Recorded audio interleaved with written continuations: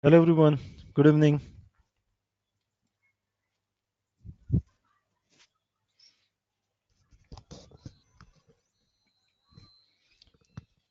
Good evening. Shall we start the session?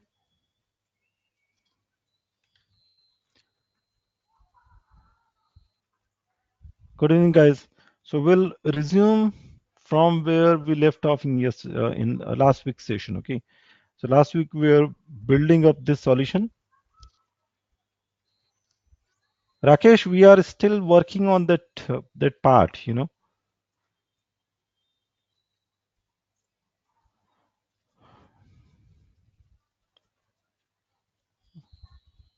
Rakesh, just hold on. Let me unmute you. Yes, Rakesh.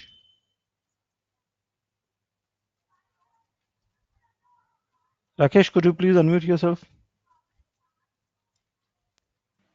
Can you hear me? Yes, I can hear you. Please continue. Yeah, so Safi, basically like this session exercise is whatever, like the session exercise one at least, if it could be shared, we would Mm-hmm. have got some time during the last week to complete some of the things just for our reference. One means setting up a NodeMCU board. Yeah, I think nothing has been shared. Even those files which you told like you have shared that during the session and it will also be uploaded along with Uh-huh. the edited comment. If you see like some of the comment you made onto the code which is available and you told commented code is also shared, so So they see, have I always share code in the form of pagebin links. and then I agree that you share it in the chat window, but what happens is like we would be remotely connected at times, so we'll not be in a position to save the chat completely. That's where the issue is. Okay, so what I'll do, if it is code, Rakesh, then I'll create a pagebin link today, and I'll Mhm. share code directly with you. Okay. As far as those steps were concerned, I think we have not completed all the exercises which were supposed to be Yeah, that is completed in fine. That session is 9, fine.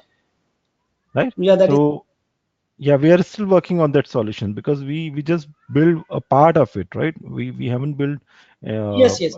the entire this setup which is here on my screen. So let us first complete this. I'm still here to guide you to complete all these parts. Don't worry. Okay. As far as NodeMCU installation part is concerned, there were only two steps. One was that was to copy that link in the preferences box, and second one was to install few files. So have you completed those steps, and have you completed installing NodeMCU on your system? Yes, till that point I have done. Okay, fine then. Fine. Apart from that, how about the TalkBack repository? Have you created a TalkBack repository the way we did in the last session? Regarding that LED on and Yes, taking that yes, IP and yes, putting that across, correct? Yeah, that yes. part is fine. There's no And problem. how about the NodeMCU programming? Have you programmed your NodeMCU to like uh, retrieve this command string from TalkBack repository to No, control the LED? this I haven't done. Okay, so let me do one thing. This is the code we are supposed to use on our NodeMCU to retrieve command stored on TalkBack repository. Okay, so if, Mhm. like for example, so this is for all the participants. First let us get all of us, on same page, and then I'll continue with development of this end-to-end solution, IoT solution. Rakesh, let me, along with you, I'll also help other participants to program their Node MCU to read the command string from TalkBack. Okay, just hold on, please. Okay. Okay. Yes, Loken. Yeah, hi. Good evening, Safi. Lokendra Yeah. here. So last session, before session, I had already completed, so that's not an issue. So last session I'm not able to install it the some ESP version via this chat. I am Uh-huh. already mentioned in the chat. So I think it's some you told me like that if you have an issue in around a firewall or something. So today I have opened the disable the firewall and go for the same way, but it's the problem is still present. That's not any resolved it. So did you try to contact our team on any weekday, Lokendra? Because No, no, sorting because out if technical issues during session would consume lots of time. So in that case, I so. would be able to focus on actually teaching you the Mhm. other important aspects. So is it okay if Okay. we take up this, later, let's say on any weekday to help you sorting out this problem on your laptop? Yeah, that's not issue, but my concern is about then whenever we will go for the next topic or next. Yeah, sure. This is why I requested all of you to contact our Hmm. teams on any weekday. So that they can help you with hardware related issues. I cannot see No, no, no. still. This is not hardware related issue. This you told me like earlier. This command, Sir, HTTP sir, we slash have colon to. audio ESP826 is this command install the some programming only for IDE base, right? Software base, not for hardware. I understand, Logan, but even for Mhm. this type of problems too, we have a support team in place, and it's their job to help you sort out these problems. Because see, we have got only limited duration of time, 3 hours session, right? I log in at 7 o'clock, I log out at 10 o'clock, right? Out of these Yeah, three I hours, got I your cannot point. spend time on sorting out each and Hmm. every So do participant's. you have any other shortcut so that I will install it the No, ESP8266? that is the only way of installing that on your system. So if it is, see. Yeah, because yeah, the driver I was installed the driver the Node MCU. That's not an issue. That is Mhm. perfect. So what should do now? I will see this requires a direct login into your system. What our support team do, they log in into directly into the participant system, and they directly Hmm. work on the system. They themselves enable, disable the antiviruses, So firewall your to team sort out will the problem. available on Saturday, Sunday as well, or it's only Monday Why to don't you Friday call there? them and talk to them directly? That's the point. See, Okay, okay. Tomorrow I will during definitely tomorrow session. I will. Yeah. Exactly. During session, I have to handle, 15, 20 participants. You can imagine how much time it would consume if I solve, individual problems. Getting the idea? Yeah, yeah, I got your point, but my question is, whenever you go to the fast, because I'm in the new guys. I'm for beginner for this IoT, not for the Uh, enabled another skills. You got my point because I'm belongs to the network is network part skills. mhm. So this is So why. that mhm. So let's do one thing. Would you like if I call a few sessions? Let's say this week. I'll keep off today and tomorrow, and let us Hmm. help people individually to sort out this problem. I'll ask my team to help you guys individually to sort out all the hardware-related issues before we move on with this course. What do you think? Oh, okay, Is it okay depends to on call your off? suggestion. But So wouldn't it be better if you contact support team and get your problem sorted out, Lokendra?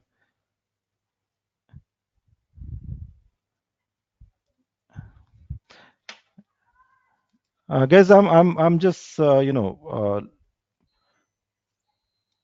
just hold on for a few seconds, please. Let me talk to support team and get back to your session. Just hold on, please.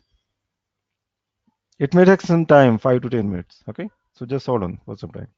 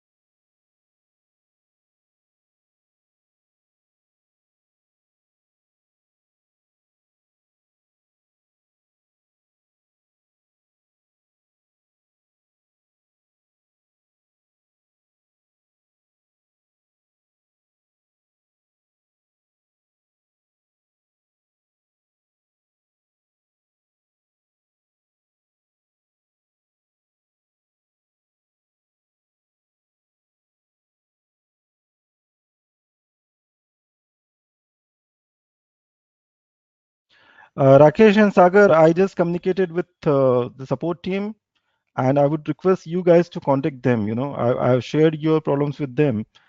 If required, you can even opt for a batch change. You take your time, and you may join any other batch if you are not comfortable with the pace I'm keeping up over here. Although I always try to uh, maintain all the people at the same level. But anyway, if you have anything, you know again, I'm repeating it for all the participants, for any hardware or software related issues or system specific problem, please do not uh, you know uh, bring up those issues during session, because it consumes lots of productive time. Okay, see, we already lost 14 minutes of our time. Okay. Okay. Okay, guys, so let's resume. First, let me ask you, have you all completed, that step of uploading code on your NodeMCU to read command string from the TalkBack repository we created in the last session? Okay, so let me first find out which one was the command string or TalkBack repository I created in the last session. I think this is the one, right? Okay, so and in the code, I did put, I'll just upload this code to help those guys who do not have hardware, or who have not programmed their NodeMCU to read this. So 2934, yes, this is my command repository, and I'm uploading this code on my NodeMCU. If you guys have your NodeMCU connected to your system, please do same thing.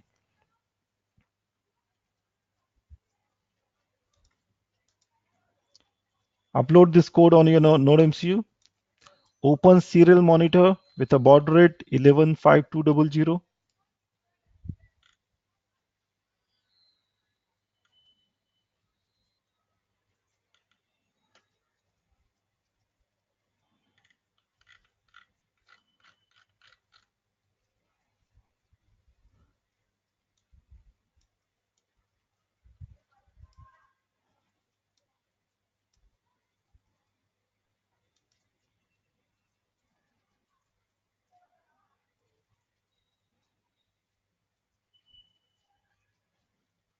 Okay, so you see, with NodeMCU it takes some time.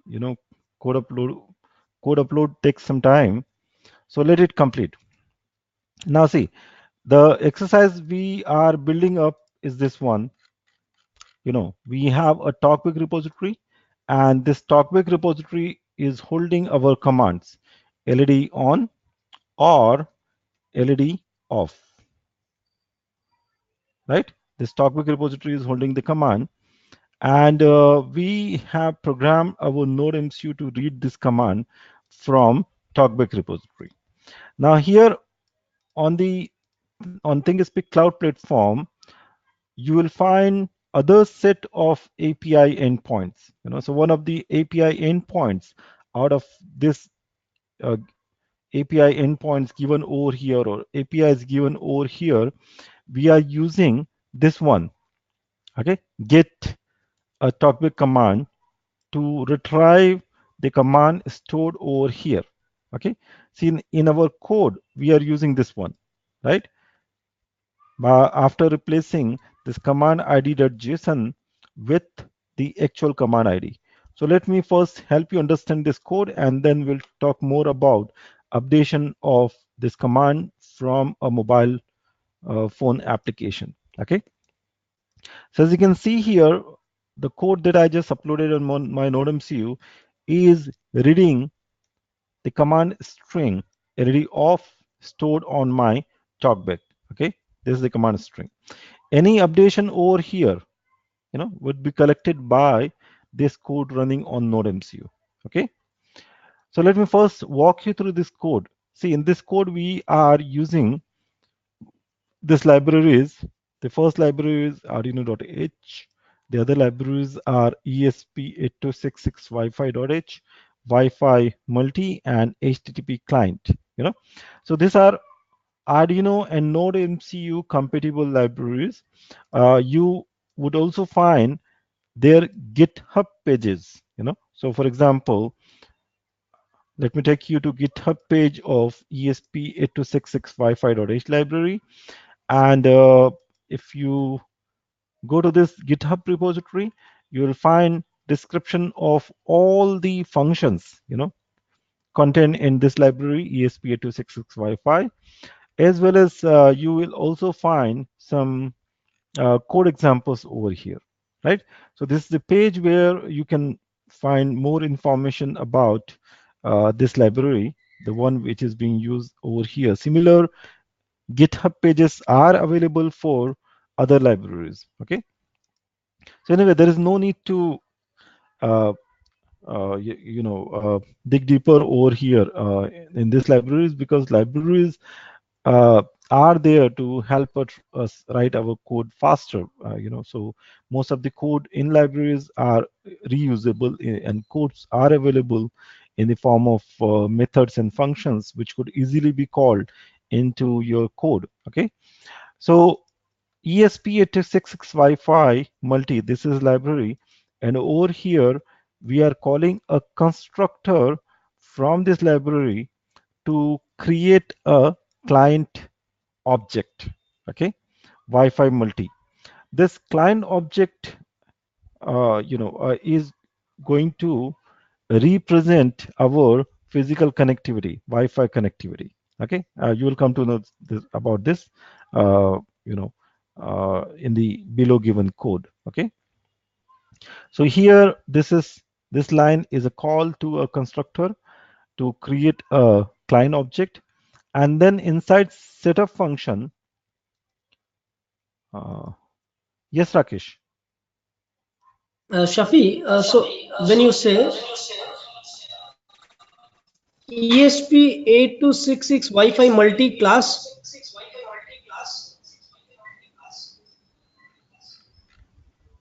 could you please scroll up? Yes. Now, when you say this ESP8266 Wi-Fi multi, is this a class for which you have created an object? Yes. So this is a constructor we are calling from this library, ESP826 multi.h. So this cannot be constructed directly. I think this may be a class for which an object is getting created. That's what I. So obviously, an object is an instantiation of a class, right? An instance of the class definition. And constructors are used to create objects belonging to a particular class. No, that is correct. So when you are saying that a constructor is getting called, is it a default constructor which we are talking about? And if it is yes, then what are the default values which are getting set there? So for that, you will have to, go through this libraries and the code given over here, Rakesh. No, I'm but will it sharing a not link to. impact the next line of discussion which you are up to? No, this is what I'm going to explain. See, this function we are creating over here. This function is or this client is going to create a Wi-Fi connection with with your SSID, right? So this function or this client will take your SSID and password is arguments over here. Do you see this? On No, this I understand. client, we are calling this method add-ap, and we are adding an access point with this SSID and password. No, that part is okay. What I'm trying to understand here is what all are the values which are getting set by default the moment we call that constructor. So nothing is getting set. We are just creating a client. That's it. For uh, let's say if there is any default value over there, it must be available in code, and for that I'm sharing a link with you. Haven't gone through, even personally haven't gone through this code. For example, this is library page, and here you will find more information about the methods and functions and class definition contained in this library. So Okay. any discussion over this library code would be out of scope of this training, Rakesh. No, no, I totally understand what you're trying to say, but my only worry is, will it not impact our understanding of the overall code which you are discussing? Because these default values should be clear to the person who is trying to code further before we proceed. Because I'm only looking See, for what are the if you are an experienced person, I'm sharing this code link, this library link in the chat window. Over here on this page, you will find all the information, including the code.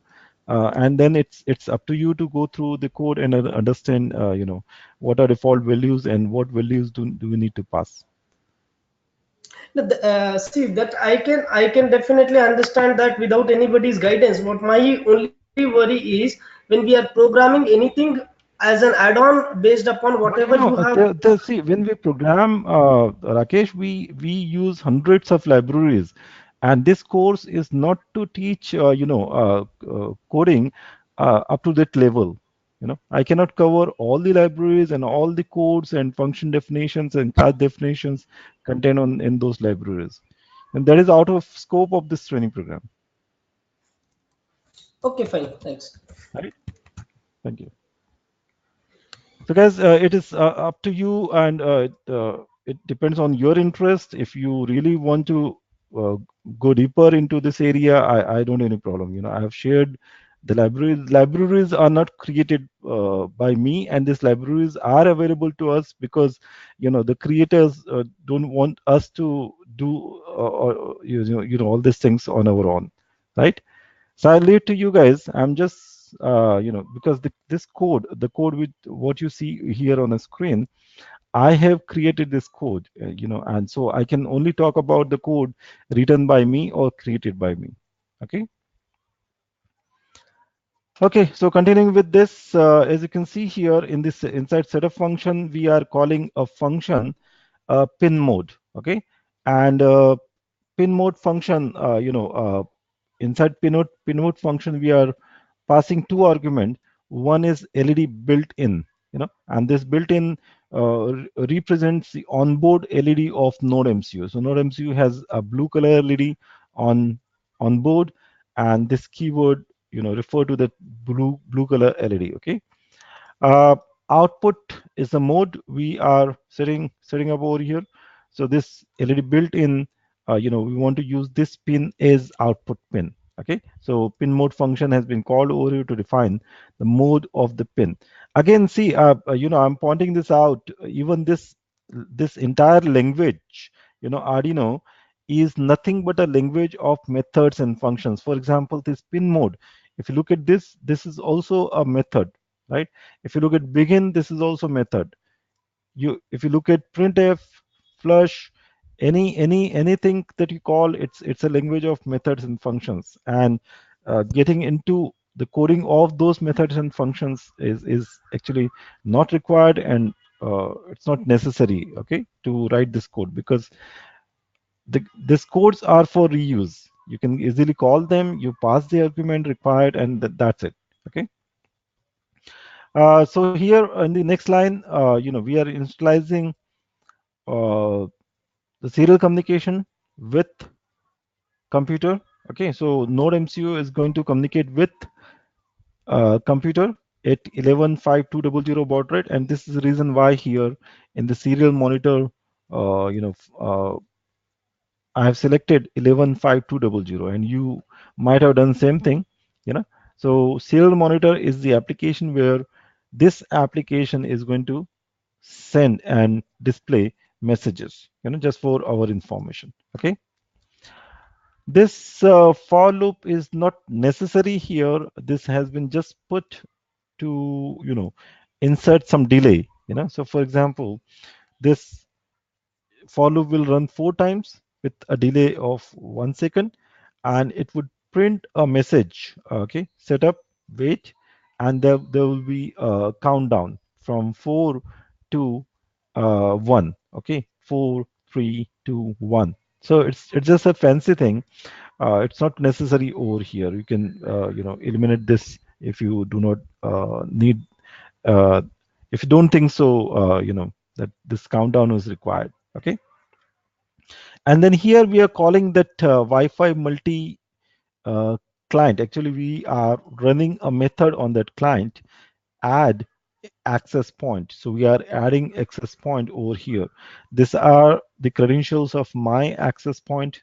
Okay, you did put your own credentials here in the code, right? To connect your node MCU to your Wi-Fi access point. Okay, so this is what is inside setup function. So inside setup function, the first line is to define mode of the built-in LED. The second line is to initialize, serial communication. The next line is, this for loop is just a fancy thing. And then here we are calling this method to connect node MCU to Wi-Fi access point. Now here inside, yes, Rakesh. So this is what we are passing to it, right? SSID and password. Okay, and as you can see here, I just shared this link, right? Add AP. Do you see this? It's a Boolean function, and if you go through this code you yourself will understand, right? It's a Boolean function, and it's waiting for SSID and a password to be passed to it, right?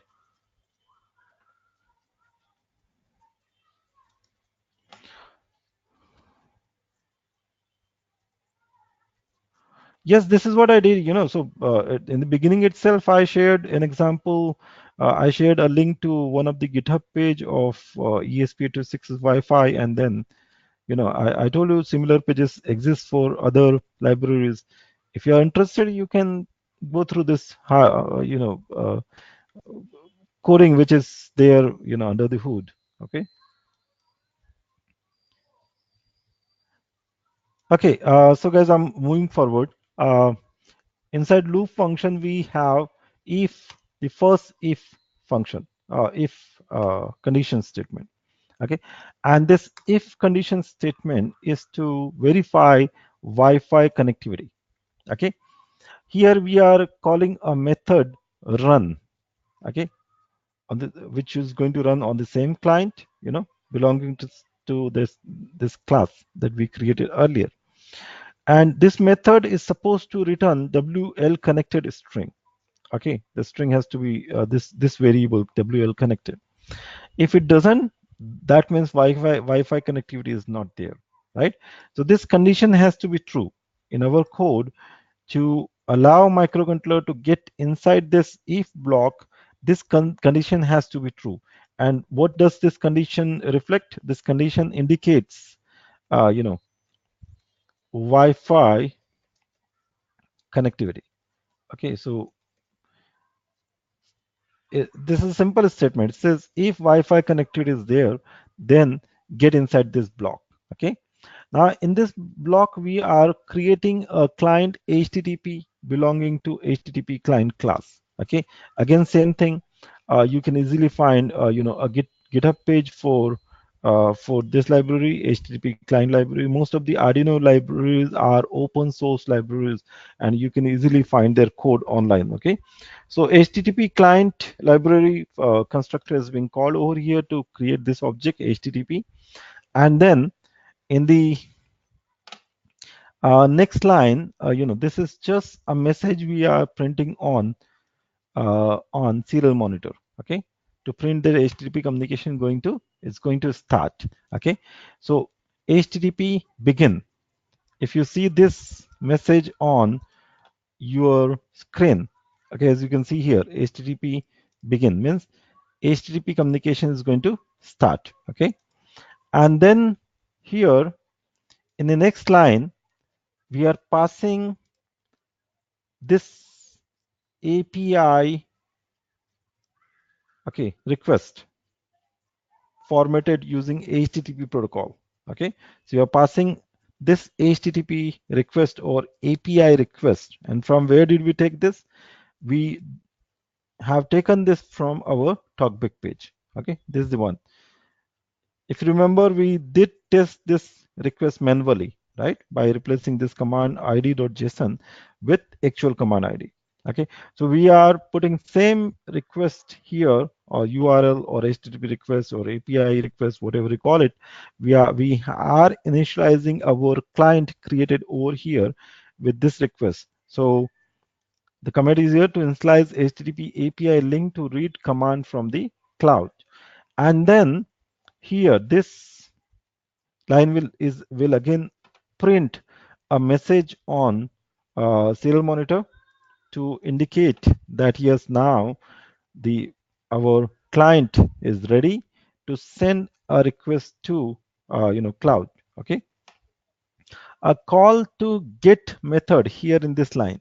Okay, a call to get method which is going to run in HTTP client which has already been initialized with this API request. So when you call this get method, means you are sending this URL is a get request to cloud, and this is what cloud is expecting from you. If you look at this page, you will find cloud will expect this URL to be submitted to it as get request. Okay, see, get is a keyword. For example, post, get, put, these are the keywords which help server in interpretation of the URL submitted to it. Okay, so when this request goes to server, it's a HTTP request. When this request goes to server along with get keyword, server knows that client is trying to retrieve a resource pointed to by this URL. And as you can see here in this case, this URL is pointing to command string LED off, right? So this is going to happen here. Get will retrieve the resource from there along with status code. Okay, and status codes will be positive if client is able to reach to server. A status code would be negative if client is not able to contact server or reach to server. Okay, so this is the reason why we have placed the second condition over here, and that is if HTTP code is not is negative. Okay, the value, if the code value is greater than 0, okay, it means the server has been contacted and communication was successful. Otherwise the communication is unsuccessful. Okay, Mohana. So Mohana, as long as your page, if you go to your page, you will see this API key.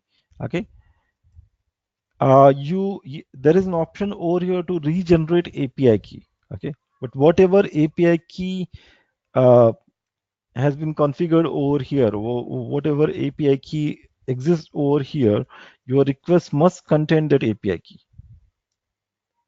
Okay, the API key submitted by you, okay, as a part of the request, an API key which is here on this page must match with each other.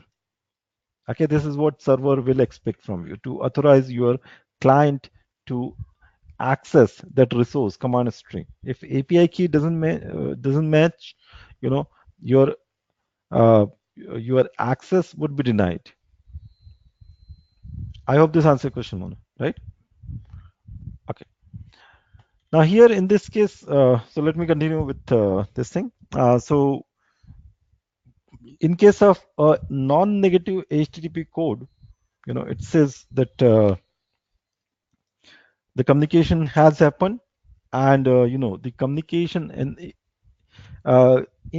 in cases when the communication is successful with server, the response code is always 200. Okay, response code is always 200. So as you can see here, once this has been confirmed that yes, server has been contacted, then inside set of function, inside this if block, the first line will print HTTP code, so get and then code. Then you will see HTTP code printed. And let me show you this in the serial monitor. So this line, the code 200 getting printed over here is the result of this line. Okay.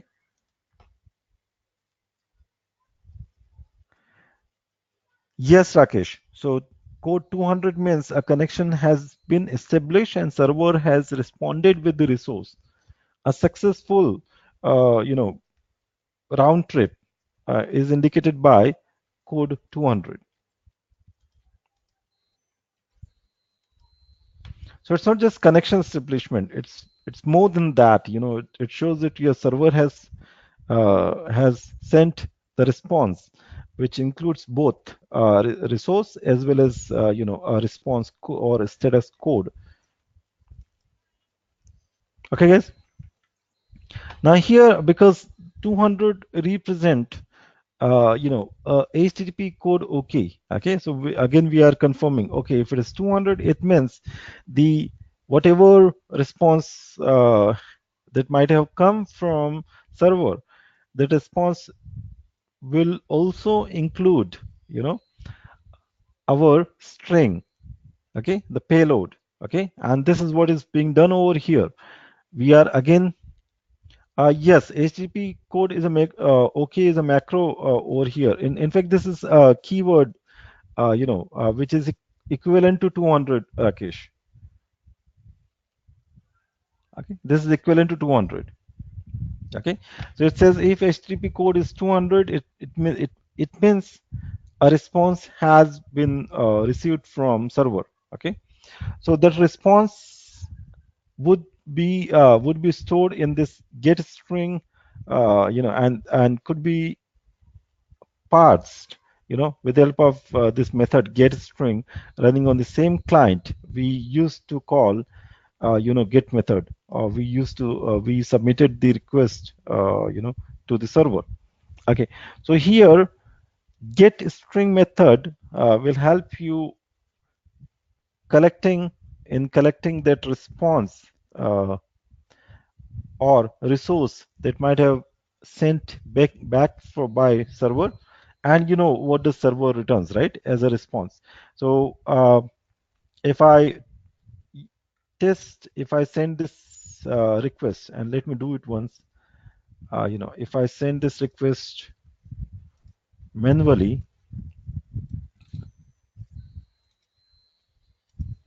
Okay, what if I send this request manually? Okay, this is the response code. I mean to say this is the string, right? This is what server returns. Okay, so here the payload is going to be the same thing. Okay, the payload will either hold. Raj Suryadev, we have not declared this this value. This is supposed to be declared in the library. Okay, so this has been declared in the library, and we are using so many keywords which were actually declared in the library.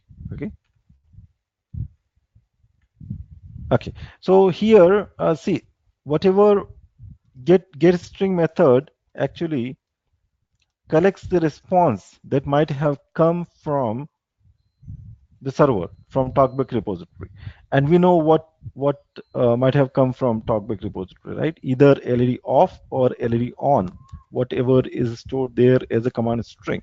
Okay, so that is going to be stored in this variable over here, payload. Okay, and this line is to print that payload. Okay, so in your serial monitor, this, the command string, the text getting printed, is the result of this print statement, the payload. So payload would either be LED on or LED off. Okay, and here in the next two lines we are comparing payload with LED off and LED on. Okay, if payload is LED off, this block will run, Okay, and this will switch off the LED. Okay, this command will switch off the LED. Now with Node MCU, you need to keep one thing in mind. Node MCU pins are, you know, active low pins. Active low pins means when you make those pins high, the physical state of the pin becomes low. Okay, so when you use a command high, when you write high on pin, the pin will actually physically become 0 volt. Okay, and when you use this command, the pin will physically become 3.3 volt or high. Okay, so just keep this in mind. The logics are reversed over here. Okay, so on Node MCU we use a digital write function, you know, and we are making this LED built-in variable high. Okay, to switch off the LED in case if payload is LED off, right? So this is the code segment where we are making our final decision. If payload is LED on, we are making yes, Raj Suryadev, we are taking physical action here, right? We are converting the command retrieved from the topic repository into a physical action. Okay, so let's say if you want to build a smart light to be controlled by uh, a cloud application, you can do that, right? So you can easily uh, connect, for example, your room light or any other electrical appliance with this microcontroller to control it physically. Okay.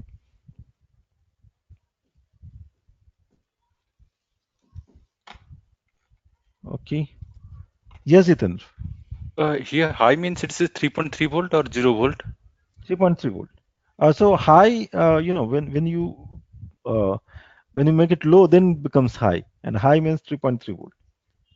Okay, low means it is 5 volt.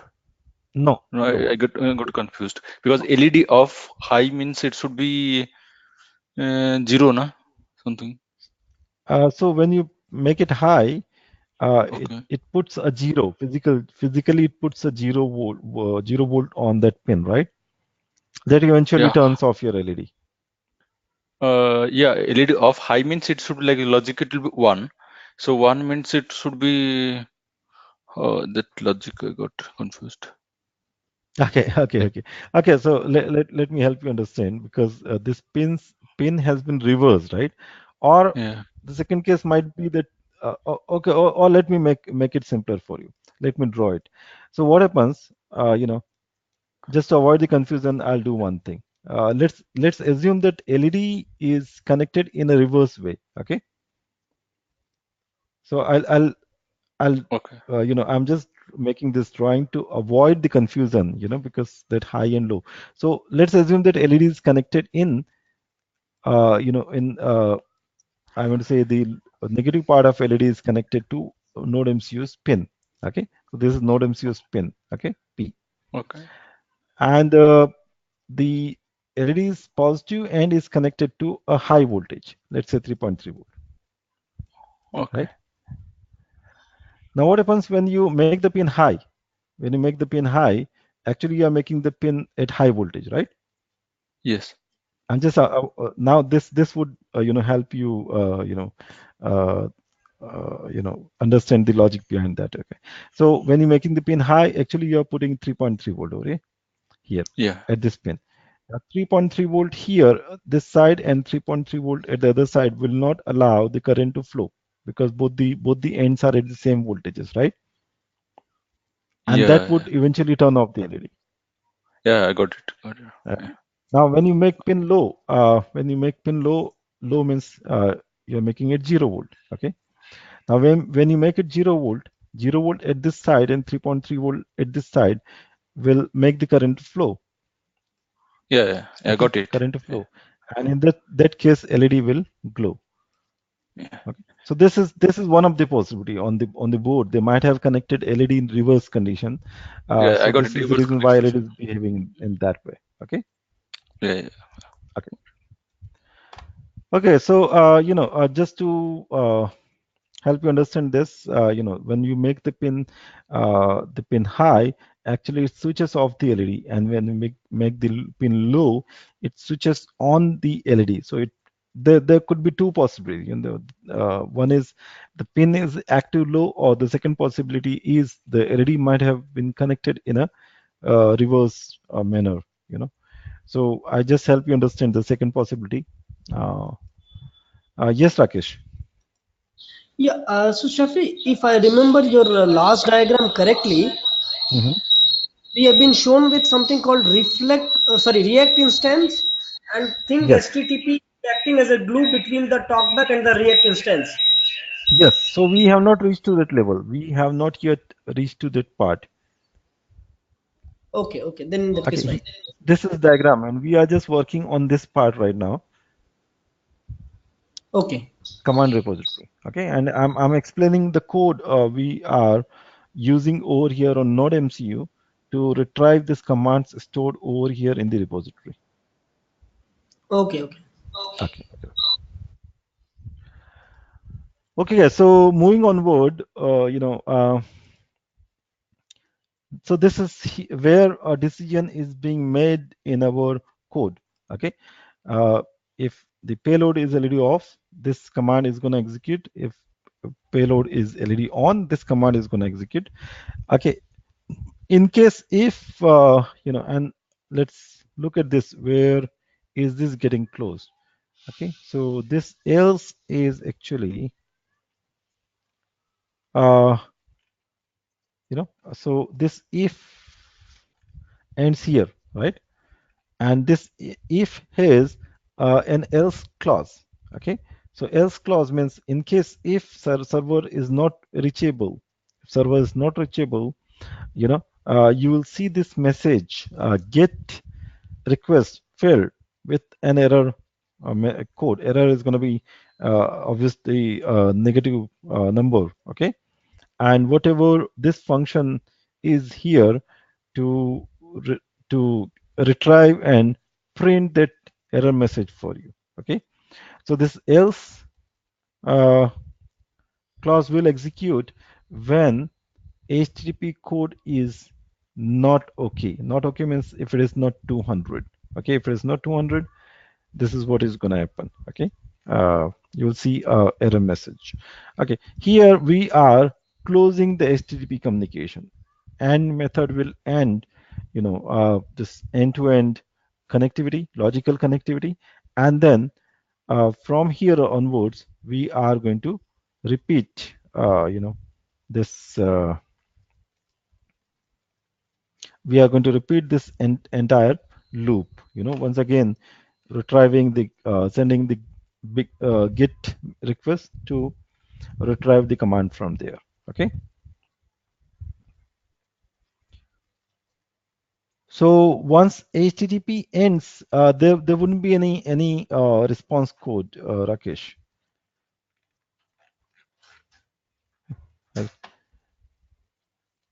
Okay, guys, I'm creating I don't know whether the previous link that I shared with you had the comments which have been placed here or not. So what I'm doing, I'm creating a new pastebin link, to share this code with you guys once again. Okay, just allow me some time to create this pastebin link.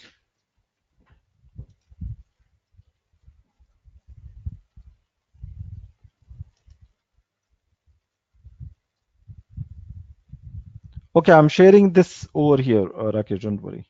I'm sharing this link in chat window. Okay, and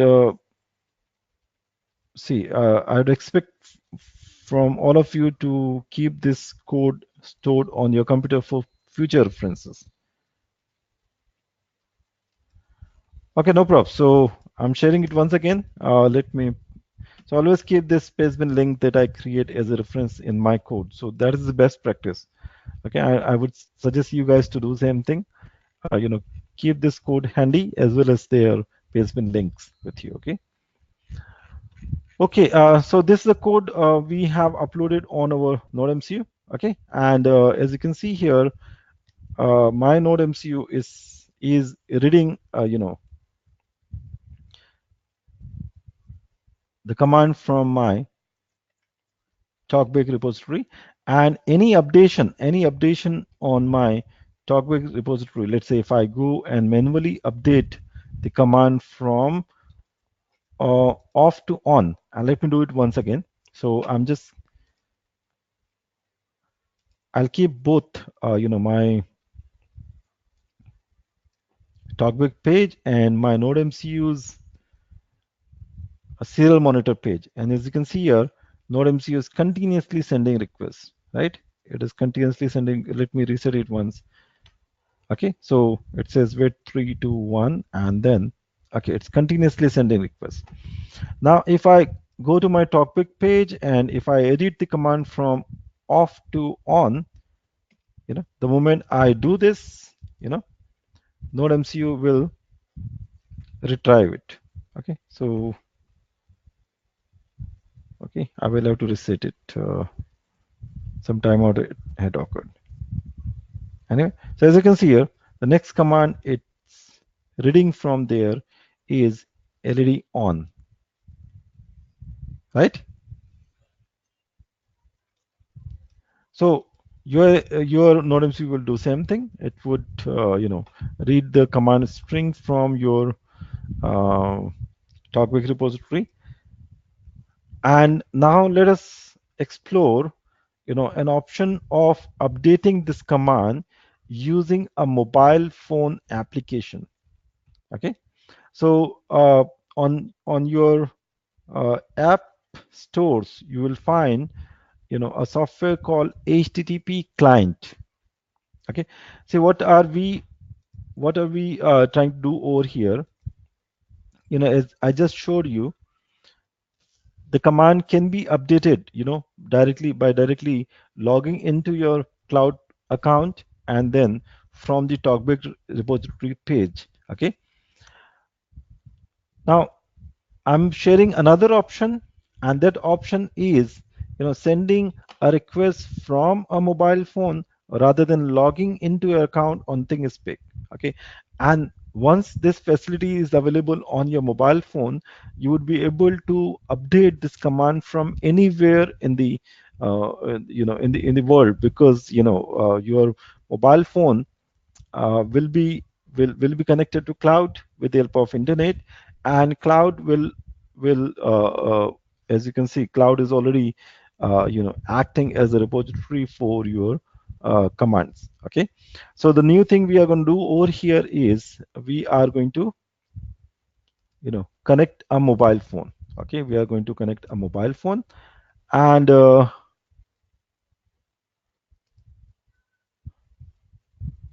we'll use a request over here. Okay, so let me first. Okay, so this is your phone, and from phone we'll send the request to TalkBack repository to modify or update these commands. Okay, just hold on please. Okay, so this request to update command will come from mobile phone application. So see, I'll suggest you to use this mobile phone application available on Google Play Store, REST API client. Okay, so please do one thing: go to your Google Store and download REST API client app. On your mobile phone. Okay, a similar tool is available, uh, for your desktop-based, browser. For example, Chrome, and for Chrome it is called Advanced REST Client. So anyway, we are not going to use this. We'll use a client for our mobile phone. Okay, an Android or iOS app. So just go to your app store and search for REST API client. Okay, this is the one. I'll recommend this one. Okay, from Essence Software. Please download and install this on your system. Yes, Rakesh, this entire communication is based on REST architecture. Yes, Ethan.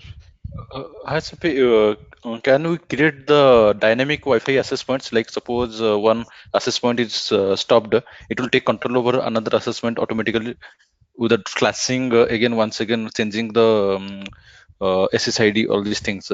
So we can make like that one, many Wi-Fi Yes, you assessment. can. You can. Yes, you can. So Uh, here, let's say, in case if Wi-Fi connectivity is not there, so instead of putting this code, for example, verifying whether Wi-Fi connectivity is there or not, what you can do, and since as you can see here, because this condition has been put inside loop function, in every iteration, this connectivity is going to be checked, right? okay, okay, Connectivity is going to be verified. So here you can insert a code. You can branch it out, right? You can put a code over here to first verify the connectivity with first SSID. If that is not available, then you use this call this method to connect to second okay, SSID and then verify the connectivity, right? So you oh, can put multiple SSIDs over here in code, so if one fails, obviously your Node MCU code will try to gain connectivity with the help of second SSID, right? okay. Yes, sure. Thank you. Okay. Yes, Ajay. Shafi, the URLs what we have copied from the cloud, Uh-huh. including HTTP, that key or the right key, read key, are those Yes. URLs called REST APIs or REST API something different? No, these are all REST APIs. See, HTTP protocol is used to implement REST. REST stands for representational state transfer. Means state of the resources are transferred or shared between applications, right? So REST Okay. is an architecture, and REST is implemented using HTTP. Okay, so whatever we have been doing so far, what Okay. the experiment we are performing with HTTP APIs, the HTTP APIs are actually REST APIs, Oh, fine. right? Yeah. So REST And one is more of thing. course implemented using HTTP Yeah. protocol. Okay. Okay. Okay. Yeah. The other thing is, just now one of the participant has asked, okay, Hmm. about multiple access points. Okay. Yes. So the Yes. thing is, we don't have to add any additional code, okay, to check any multiple access points. So can you go up a little up? Yeah. Here The only we can Wi-Fi add. multi, you can Okay. add queue Got it. up. You can queue up, Got and it. automatically it will check. Yeah. Yes, Ajay. Got it. Yeah. And thanks you Yes. pointed this out. So Yeah. yep. Who was asking this question? Jitendra. Ajay just pointed this out. That this Wi-Fi multi is actually, this will help you sorting of. I'm going to say setting up that multiple access point thing. Okay, so you can add more access point over here, and then code itself will take care of connectivity uh, with connectivity to internet with whichever API access point is available. Okay, thanks, Ajay.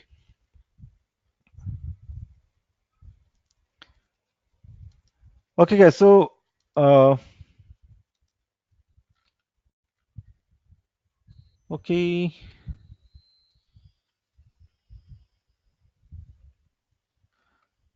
Yes, Rakesh, I think your question has been answered, right? So we are using only add API and run method for Wi-Fi multi-object, correct? Yes, so I think Ajay has already answered that question. Okay, good. Okay, so guys, please install this app on your mobile phone. Okay, now in this app, we are going to use, so see, again, this is a readily available or ready-made application available on App Store, right? We are not going to write, an Android or iOS application from scratch. Okay, this Android application, the one over here on my screen, could connect to your, to your cloud platform with the help of an API request provided by cloud. Okay, so this Android application, or you can use a similar iOS application, will consume the API uh, provided by cloud platform. Okay, and over here a GUI, an interface has been provided. You will have to put that URL, the API request or RESTful API, whatever you call it, right? So you can put your RESTful API or HTTP request or API request over here in this, at this place. Okay, now be careful, because HTTP is already there. When you put the request over here, when you put your URL, do not forget to remove HTTP from URL. Okay, second thing, the method has to be put. Okay, so now let us go to cloud and find out which one of those provided API requests are useful over here. Okay, just scroll through this, and or just look at my screen and tell me which out of this API is useful for us, to send a request to cloud to update the command. Do you see an API over here to update the command? Yes. Okay. Yes, Rakesh. So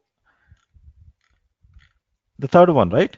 The third one, update or talkback command. Okay. And this is the API. Okay. So see, you will have to see it doesn't work the way it's given over here.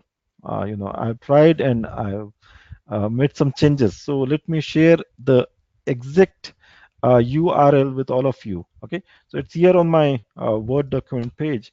This is the URL. Okay, and you will have to type this manually. Okay, you will have to type this manually over here in this space. Okay,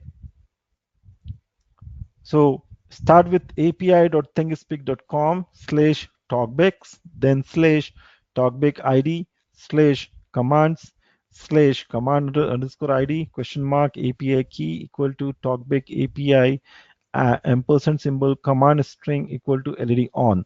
This entire thing have to be typed over here. Okay. Okay, I'm sharing it, but you will have to.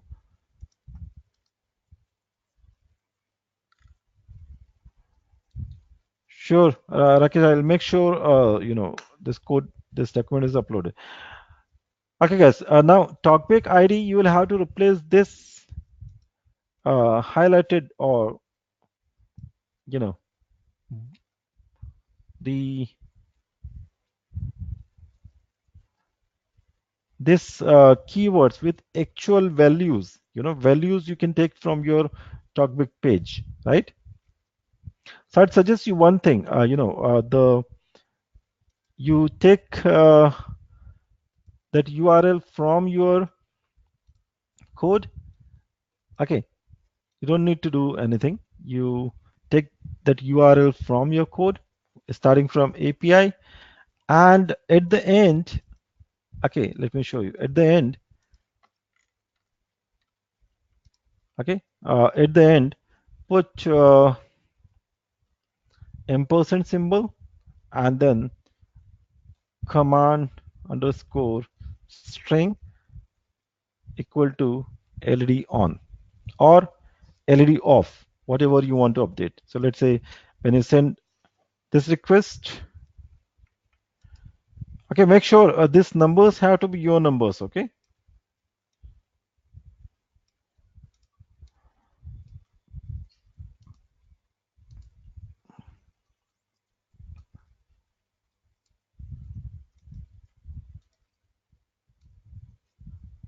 Okay, I'm again repeating it. You will have to type this URL over here in this place, and do not forget to use the method put. Okay.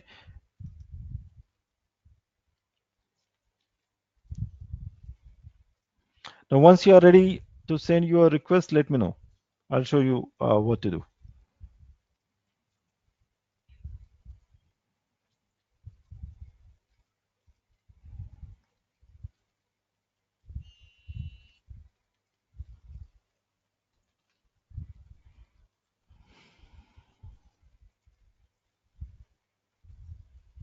Okay, it has to be HTTP, Jitendra. In fact, you don't need to do anything because HTTP is already there, right?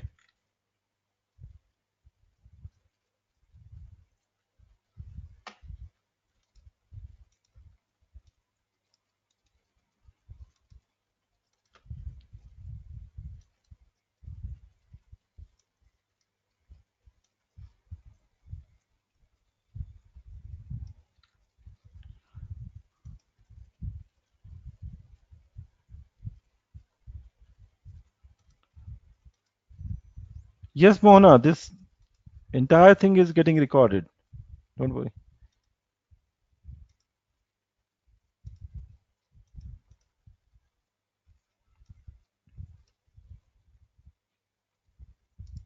Okay, guys, I have this REST client, advanced REST client installed as an extension in my web Chrome, Chrome browser.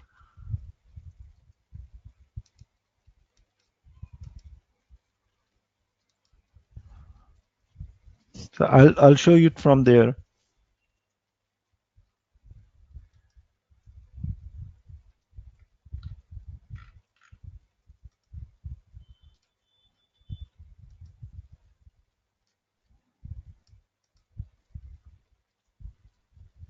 Okay, so I have ARC or Advanced REST Client installed on my Chrome. Okay, and I can do same thing what you are trying to do from your, from your mobile phone.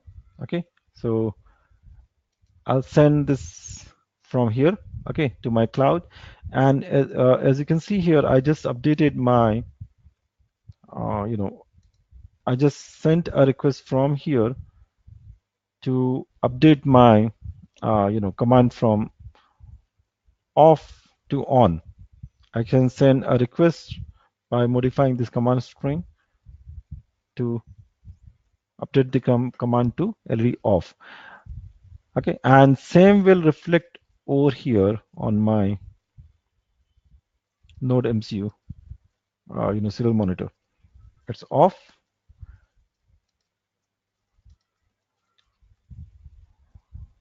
Okay, let me update the command to LED on. So you do same thing after sending a request from your mobile phone. Look at your Node MCU. Okay, your Node MCU's serial monitor window and your Node MCU's physical LED. See, this experiment will allow you to control your Node MCU's LED by sending a request from your mobile phone client application.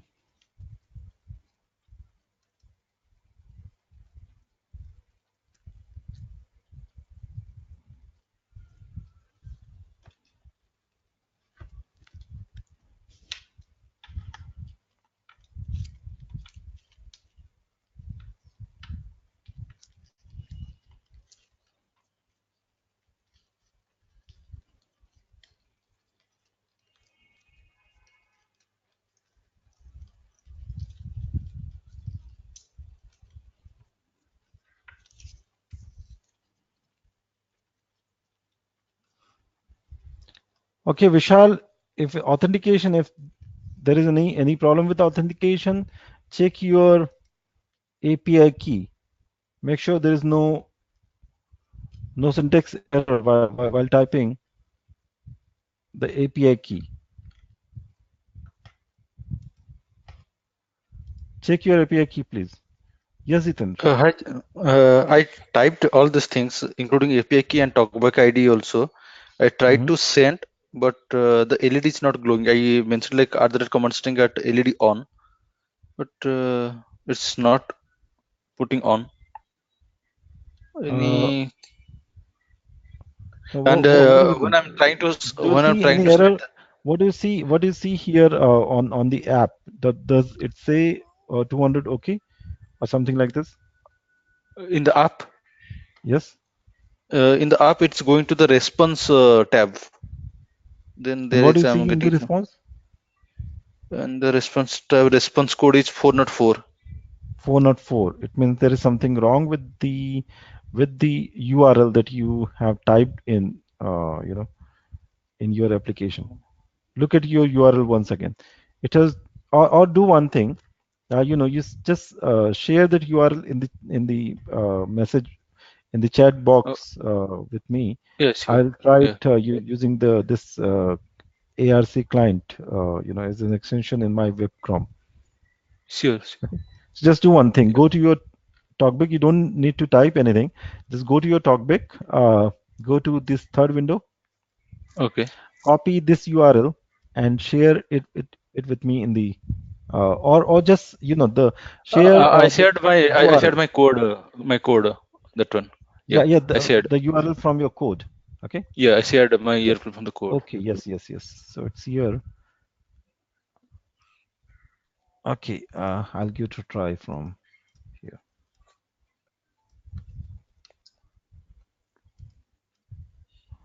Okay. So I'll replace this part with the information that you shared. Okay. So I don't see anything wrong.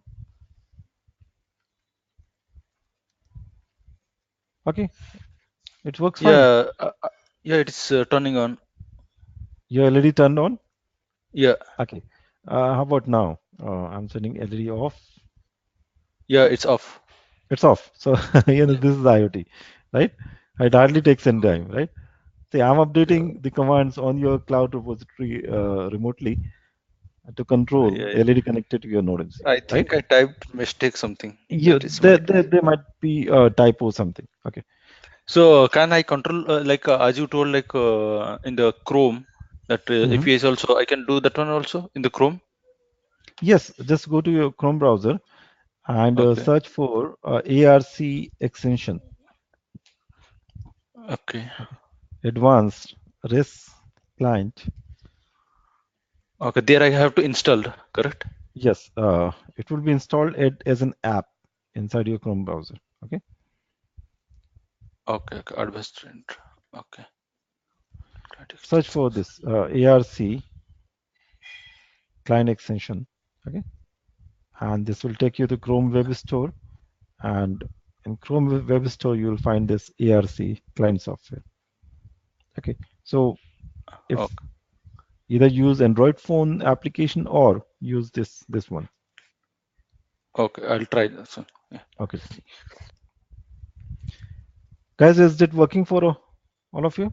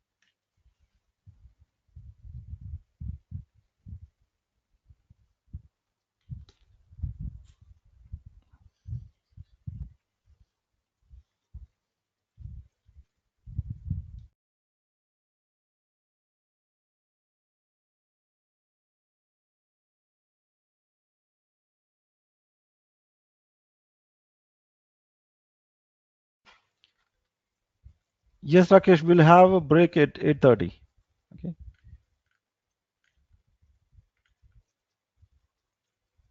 Yes, we'll have a break at 8:30. So guys, have you all completed this exercise? Updating command by sending request from your mobile phone?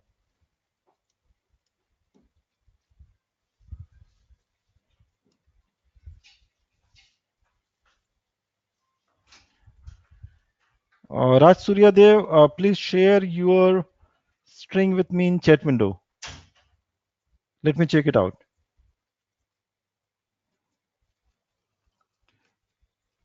Please share your string in the chat window. Raj Surya.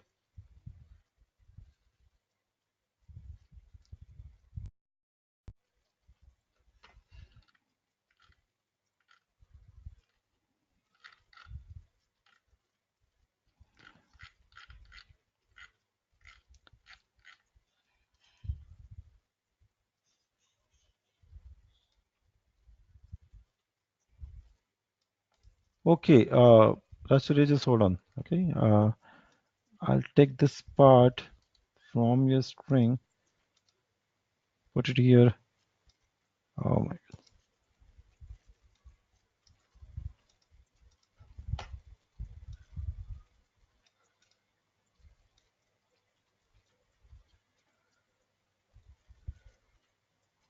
Okay, Jiten. So it might be a typo, right?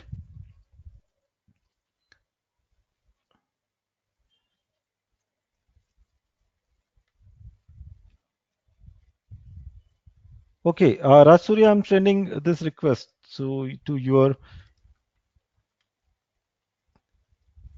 Okay, is your command updated to LED off now?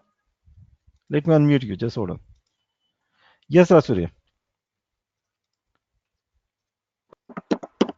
Raj Surya, what is your node MCU reading now? It's LED on or off?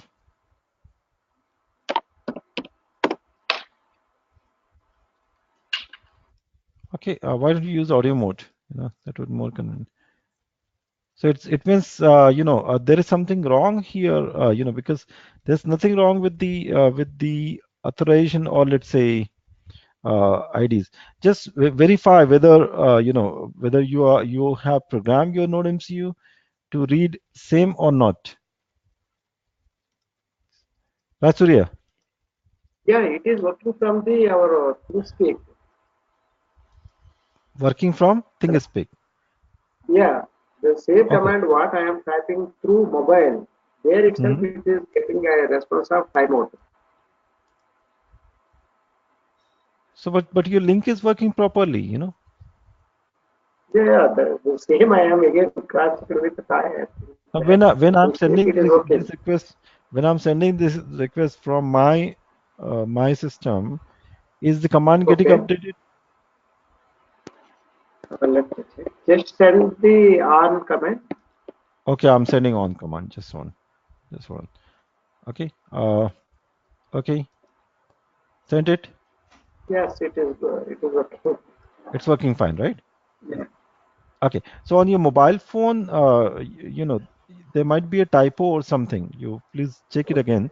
There might be a typo. Okay. Second thing, have you selected post method from method list of the methods?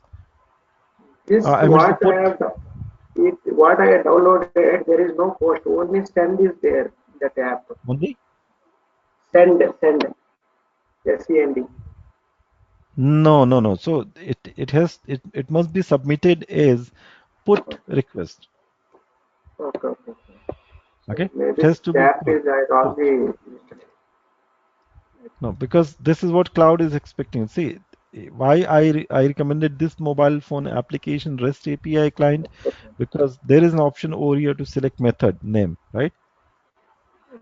That screen Method is name. not appearing. What you are showing is screen is not appearing in this app. So is this not So this might be something wrong. The same app. same application you Hello. are using? Are you using same application, Yeah, it is Rasulia? actually Google. No, but the screen is not showing the same. It is something different. No, but see, Let, let me you can use. download one more. Maybe that is the. Yes. Are you using this one?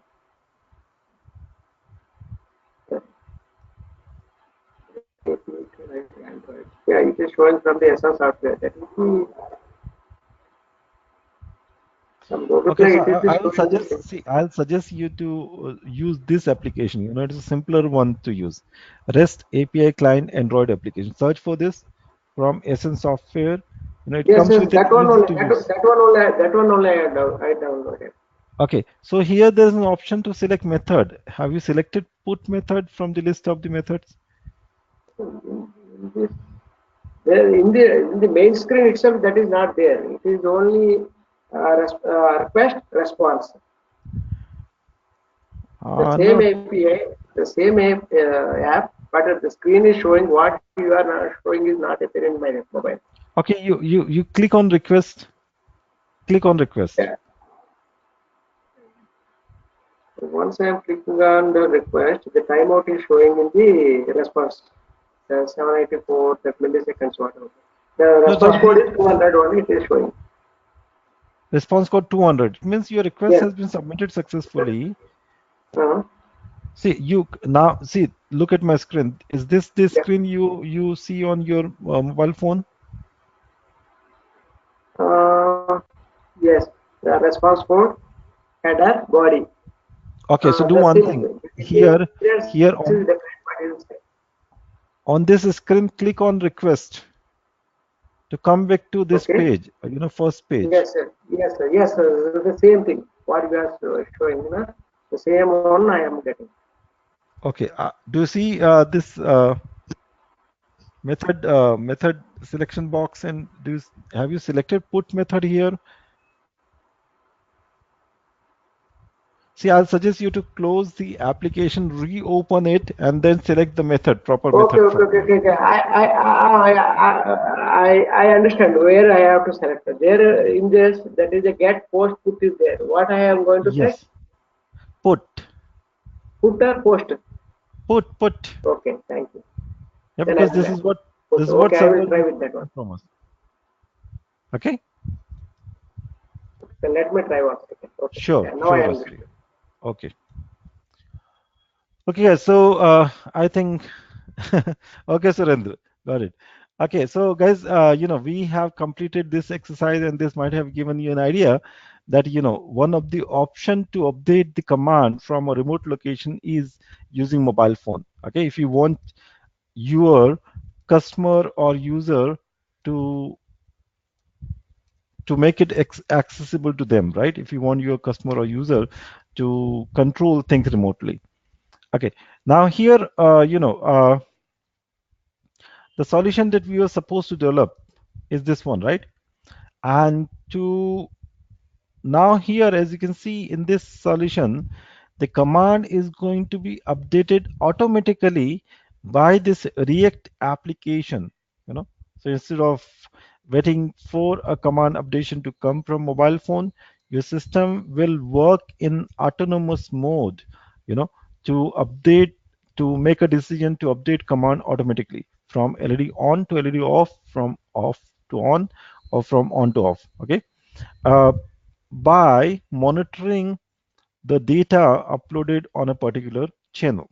Okay, so we are going to have a 15 minutes break, and post break we will continue building up this solution, you know. So after the break we'll create 2 React instances, 2 HTTP Think HTTP instances to link the channel we created earlier and the talkback we are working with, you know, to each other. This is what we're going to do, but after the break. Okay, so I'm running a timer on my screen. We are going to resume session exactly after 15 minutes. Okay, enjoy a break.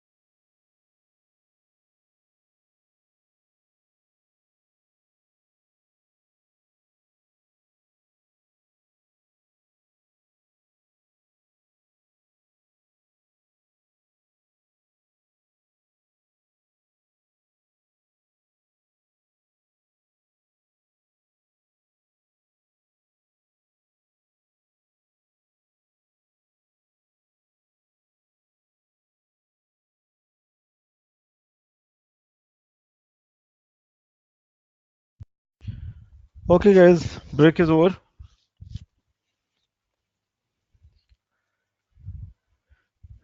Okay, please get back to your seats and let's continue working with building up this solution.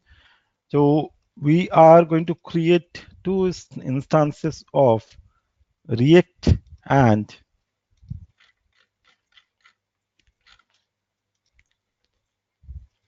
Thing HTTP. Okay, so I'm opening. Okay, it's not. Okay, so this is what we are going to create. Thing HTTP application. Okay, so please follow the steps given in my Word document. I'll also perform the same over here on the side of my screen. Okay, so let us first create Thing HTTP. We'll create two instances of Thing HTTP, and Thing HTTP is going to hold the URL that you use on your mobile phone. So one Thing HTTP will hold an update request to update command to LED on, and second Thing HTTP instance will hold the URL to send an update to update command to LED off. Okay, so please go to your Thinkific Cloud page and go to Apps section.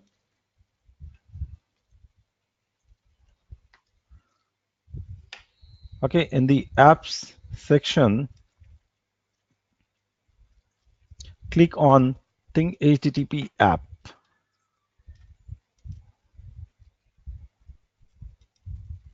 Okay, in the Apps section, you will find Thing HTTP app. If you scroll down, you will find TalkBack and then Thing HTTP app, right? So Thing HTTP, it holds your requests, okay, the API requests. So click on Thing HTTP, click on New Thing HTTP, and here in this form, you will have to put a name. So since we are going to create two Thing HTTP instances, let us assign them name Thing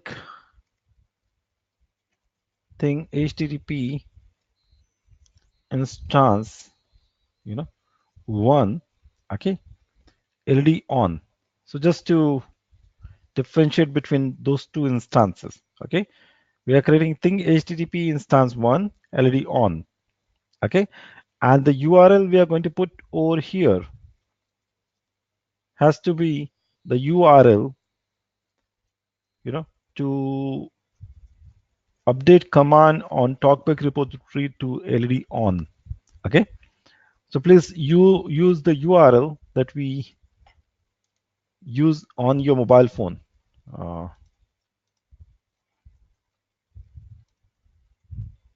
Okay, the URL that you might have used on your mobile phone, use it over here.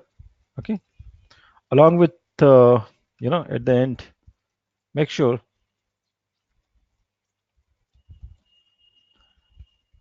command string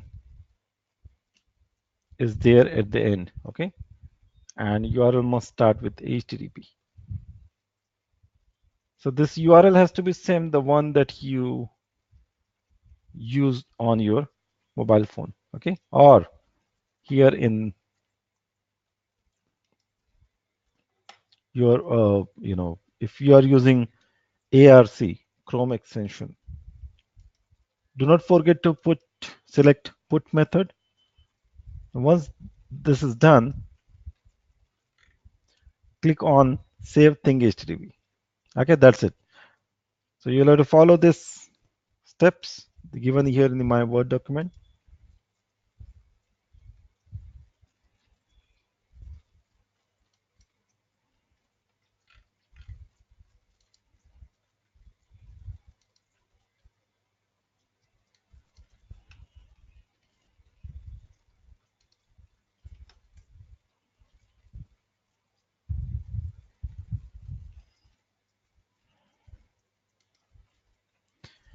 Okay, while creating second thing HTTP, make sure you put LED off command. Okay, and do not forget to select put method.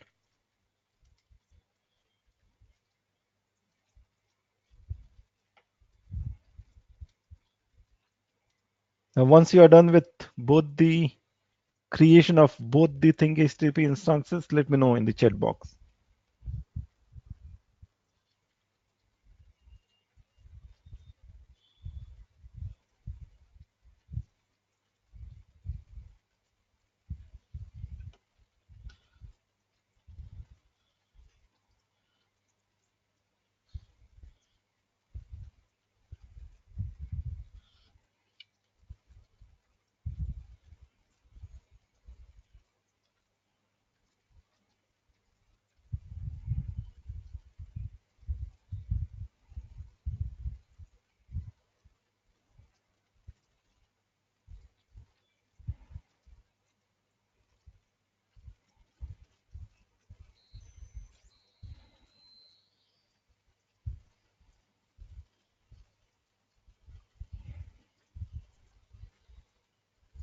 Okay, Jitendra.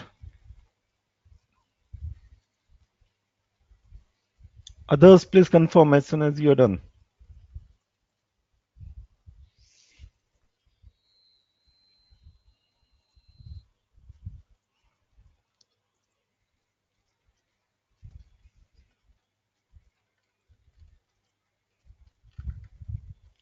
Mohana,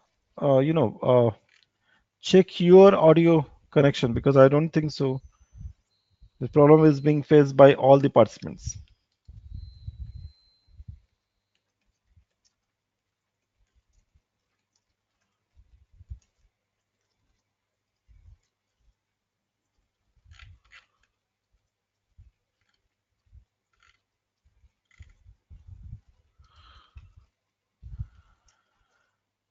Okay, am I clearly audible to other participants because Mona is not able to hear me?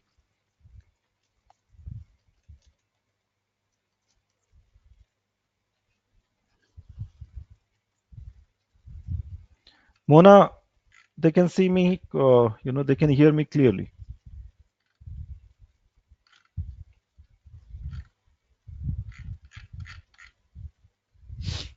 Okay, guys, thank you. So if you're done with the first step to create two thing HTTP instances, let us move to create two React instances. Okay, so please follow the steps, instructions given in the step number 2. Okay, creation of two React applications. Okay.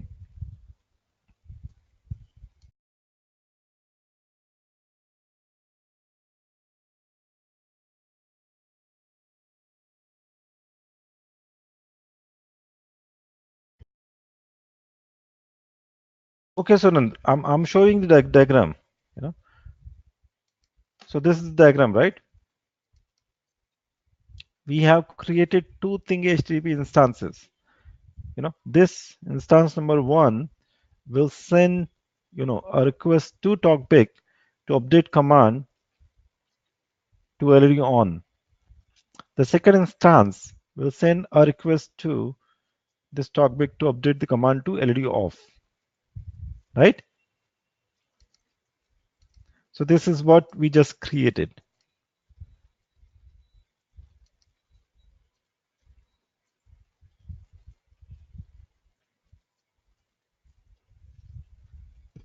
Okay.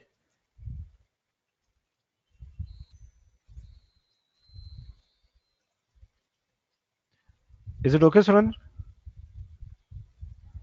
Okay, cool. So guys, now we are going to create two React instances, this one and this one.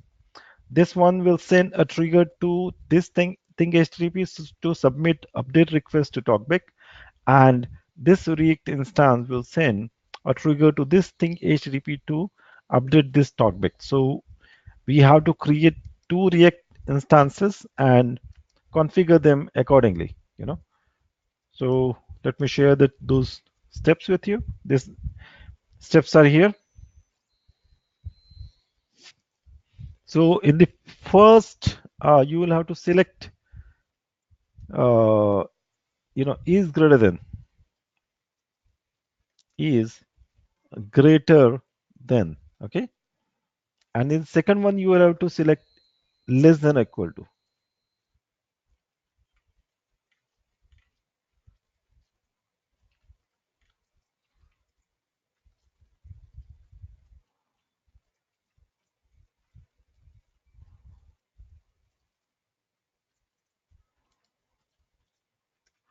Okay, so here with a condition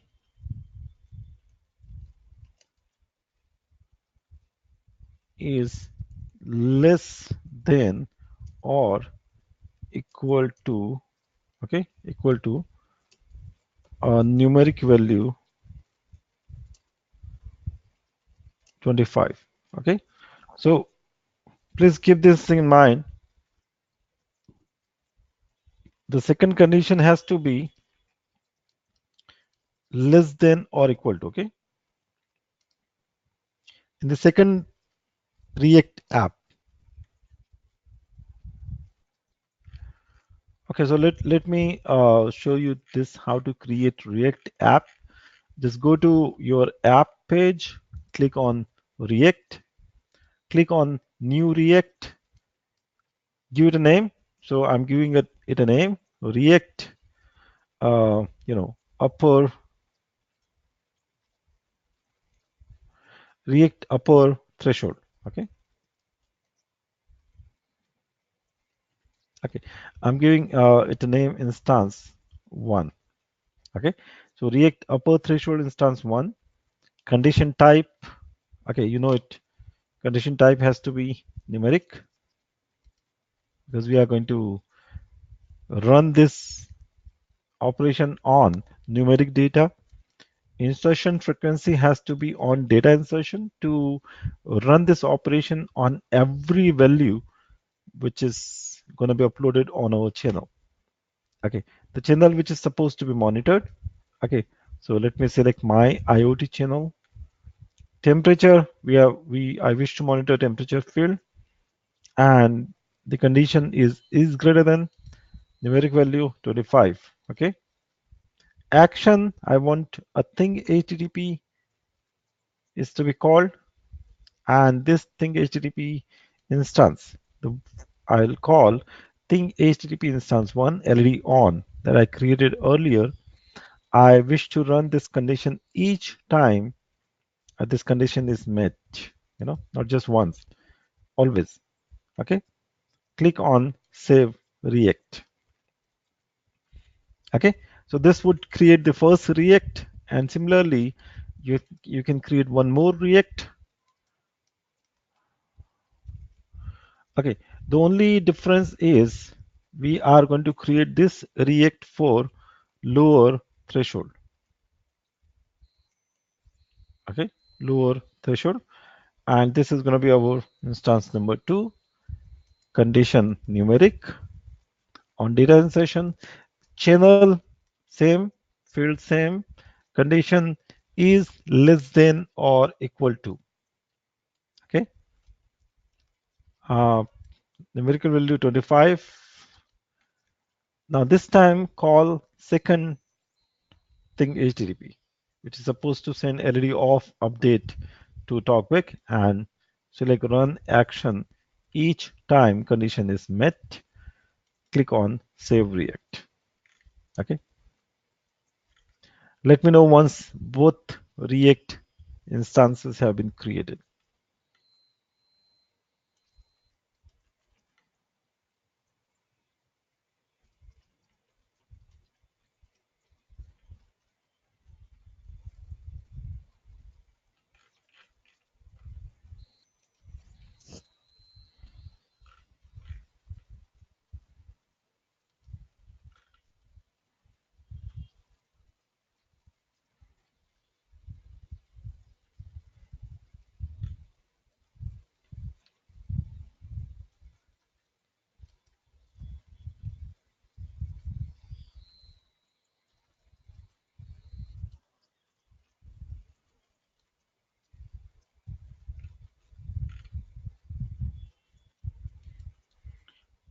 Okay, Jitendra.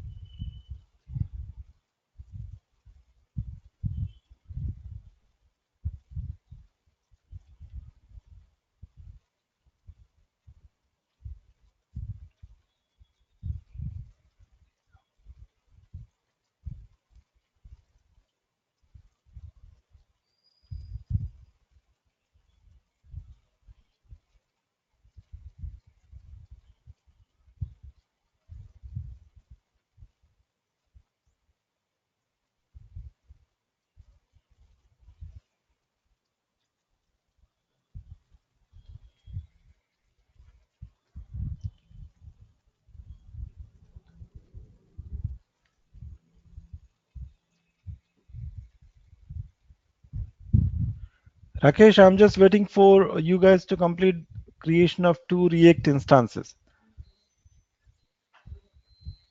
Are this done? Okay.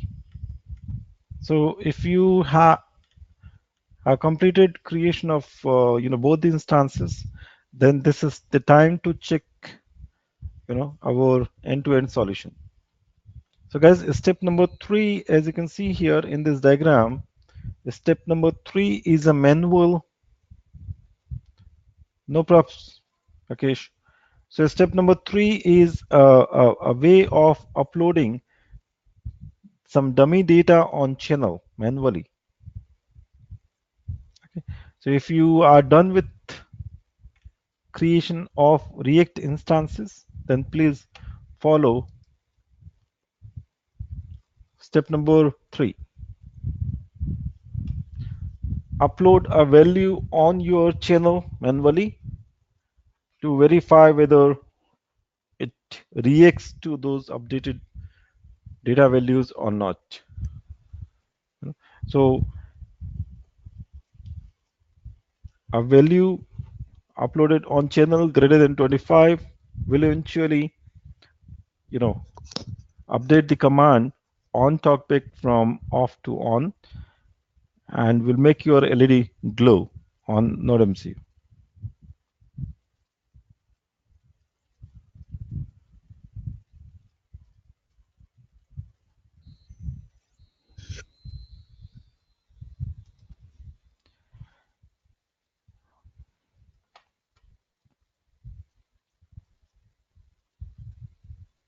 Okay, so I have my NodeMCU. I have shared,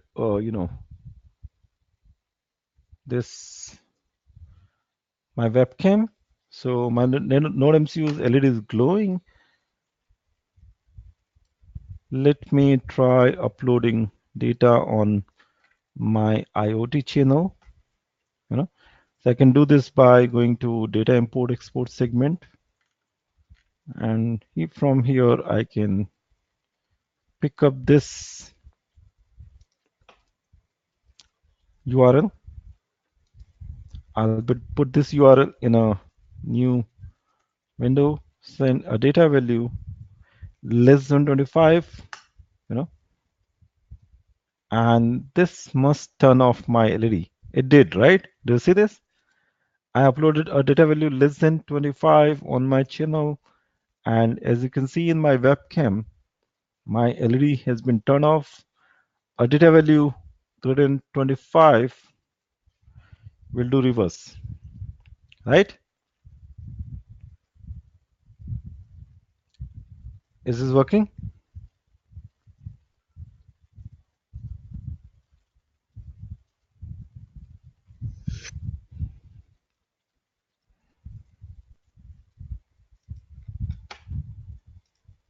Yes, Mahesh.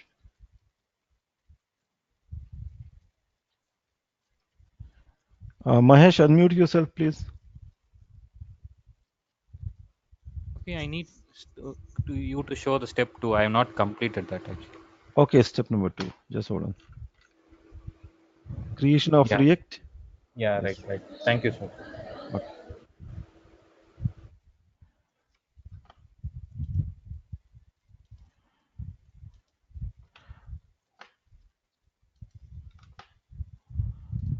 Yes, Jitendra. Hello. Yes, Jitendra. Hello. Yeah, I have copied that gate channel feed, and Uh-huh. I went to the next step. Then where in the result field I have to change to LED off. No, you don't need to. Just upload a value from here. Okay. See, replace that 0, the URL that you copied from your channel page. Replace 0 with a numeric value greater than 25. Okay. Okay, upload this So, on your channel. mhm. So your channel is continuously being monitored by React, right? We have automated that process, by creating those React instances. HTTPS should be there, or I have to remove S? Now here in this URL, because we are sending this URL using our browser, so you don't need to remove S. Just let the entire URL be as it is. Just replace 0 with a value. Or do one thing, share that URL with me in chat window. Sure. Okay, I will upload data on your channel, by sending requests from my side. Okay, so Actually, I removed S. no props, no props, no. Okay.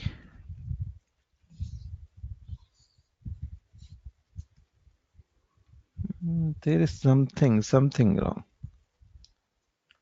Are you sure this is your?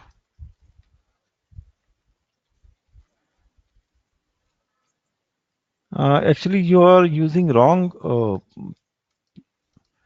API request. Jitendra, Okay. I have to take you go to your the. channel, Okay. and take the first one, update a channel Oh, feed URL. okay. I have taken the next second one. That is the. Yes, that is problem. Okay. I'll try. Okay, I have to update. That's why it should be correct.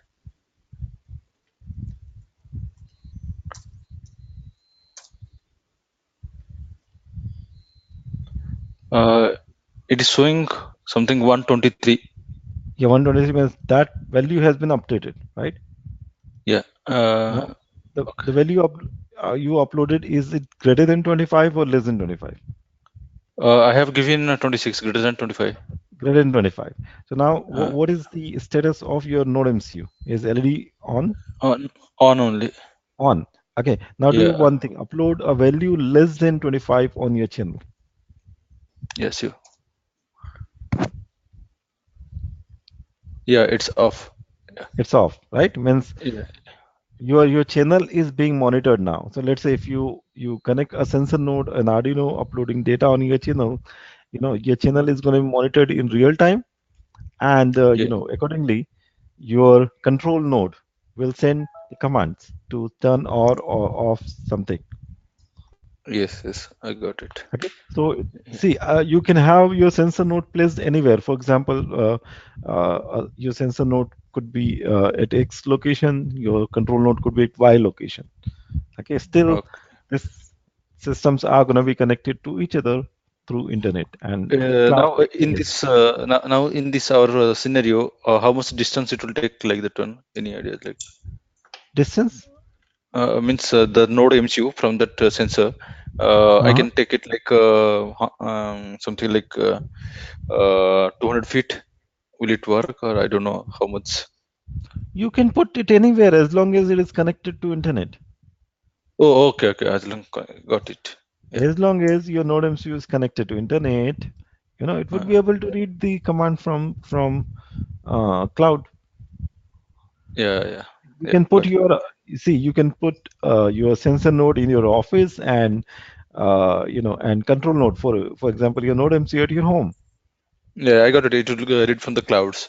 Yeah. Yes, Okay. because both the nodes are connected to each other over the cloud, right? Yeah. Yeah. Via the cloud. Okay. Thanks. Yeah. Okay, Jitin.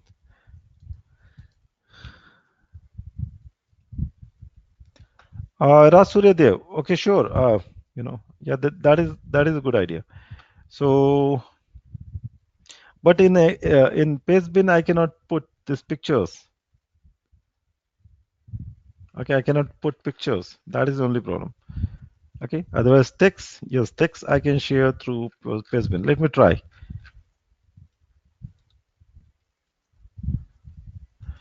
Okay, so I'm creating a Pastebin to be shared with you.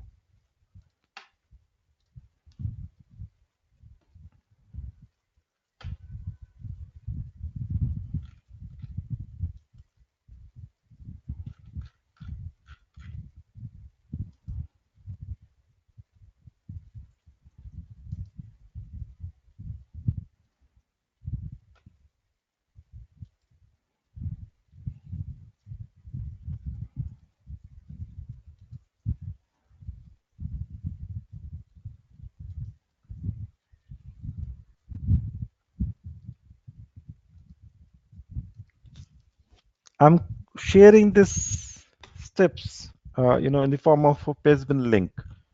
This document will also be available on LMS as well as, I also created a Pastebin link that I have shared in chat window for your future reference.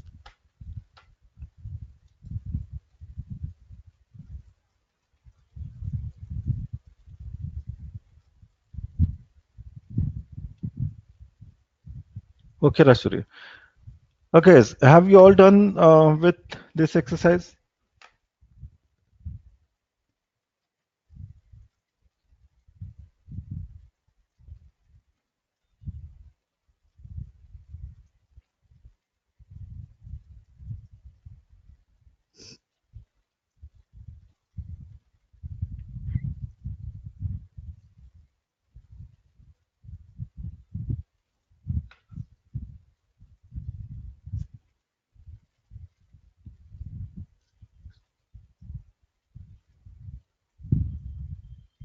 Guys, should I wait for you to complete this exercise or should I move on?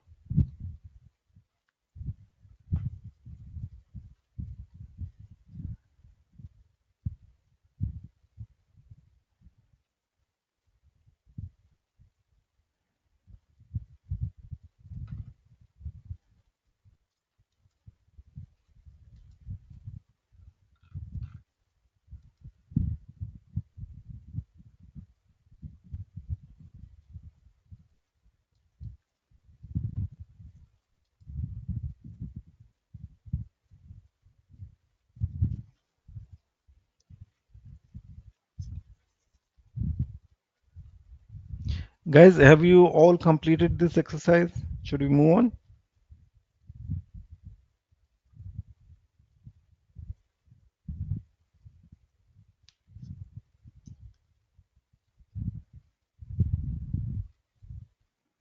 Okay, thank you, Sonendra. Okay, so what do we learn from this exercise? Let us first talk about this.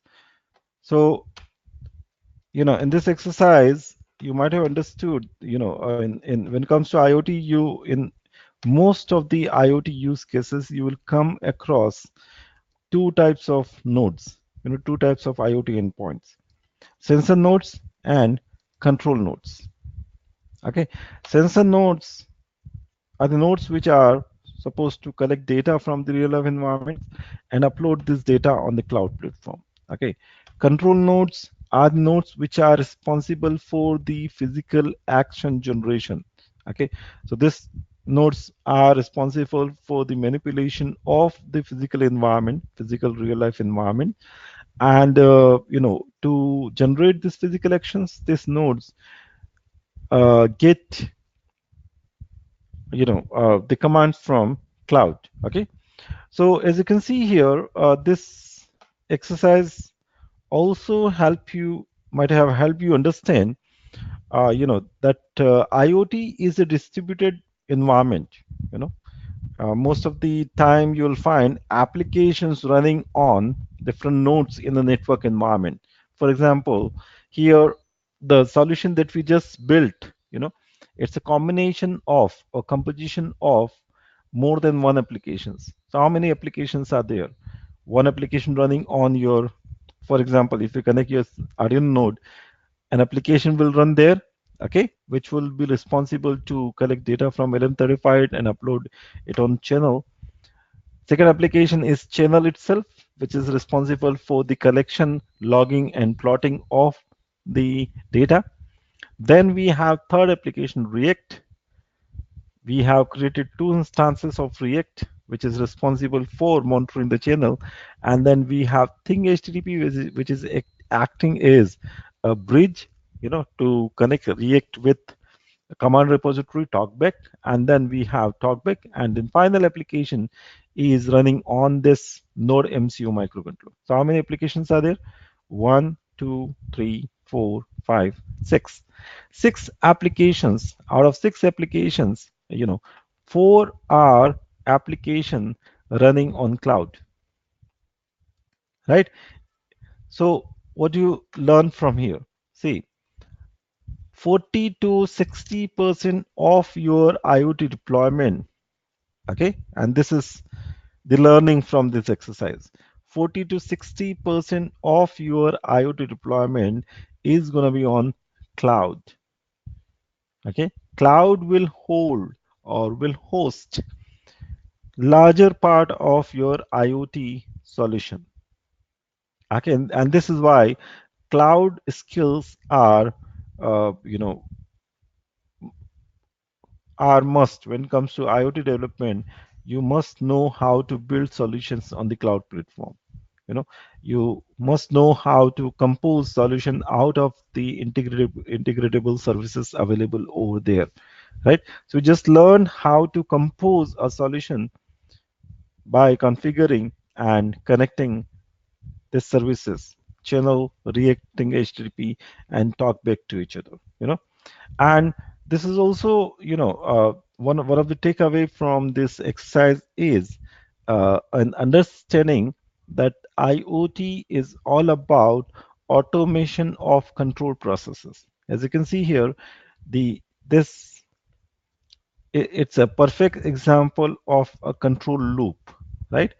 A control loop. Your data is being collected, data is being analyzed, and an action is triggered automatically, right? So this is also example of automation of end-to-end process, and this type of use cases you will find in a smart factory domain, where industrial machineries are going to be controlled by, this type of autonomous control loops, and this control loop will also involve analytics. And here you have been introduced to a basic type of analytics, running on the data being collected on the cloud platform, right? So these are the key takeaway from the exercise that we just performed. You have learned building up a solution on the cloud platform out of integration of, the uh, the service components available over there. Okay, so with this, we complete our working on Thinkspeak Cloud. We'll get back to Thinkspeak if required, in our future sessions. Now, in our next session, and that is in continuation to whatever we are learning. See, what did we learn as of now? What have we learned so far? We have learned connecting our microcontrollers, acting as IoT endpoints to cloud, you know, and we achieved this, by directly connecting microcontrollers or microcontroller based nodes to internet directly without any intermediate node, you know. So this is not the usual case, this is not a best practice, you wouldn't like your devices to be connected to cloud directly. For example, take a case of an automated home.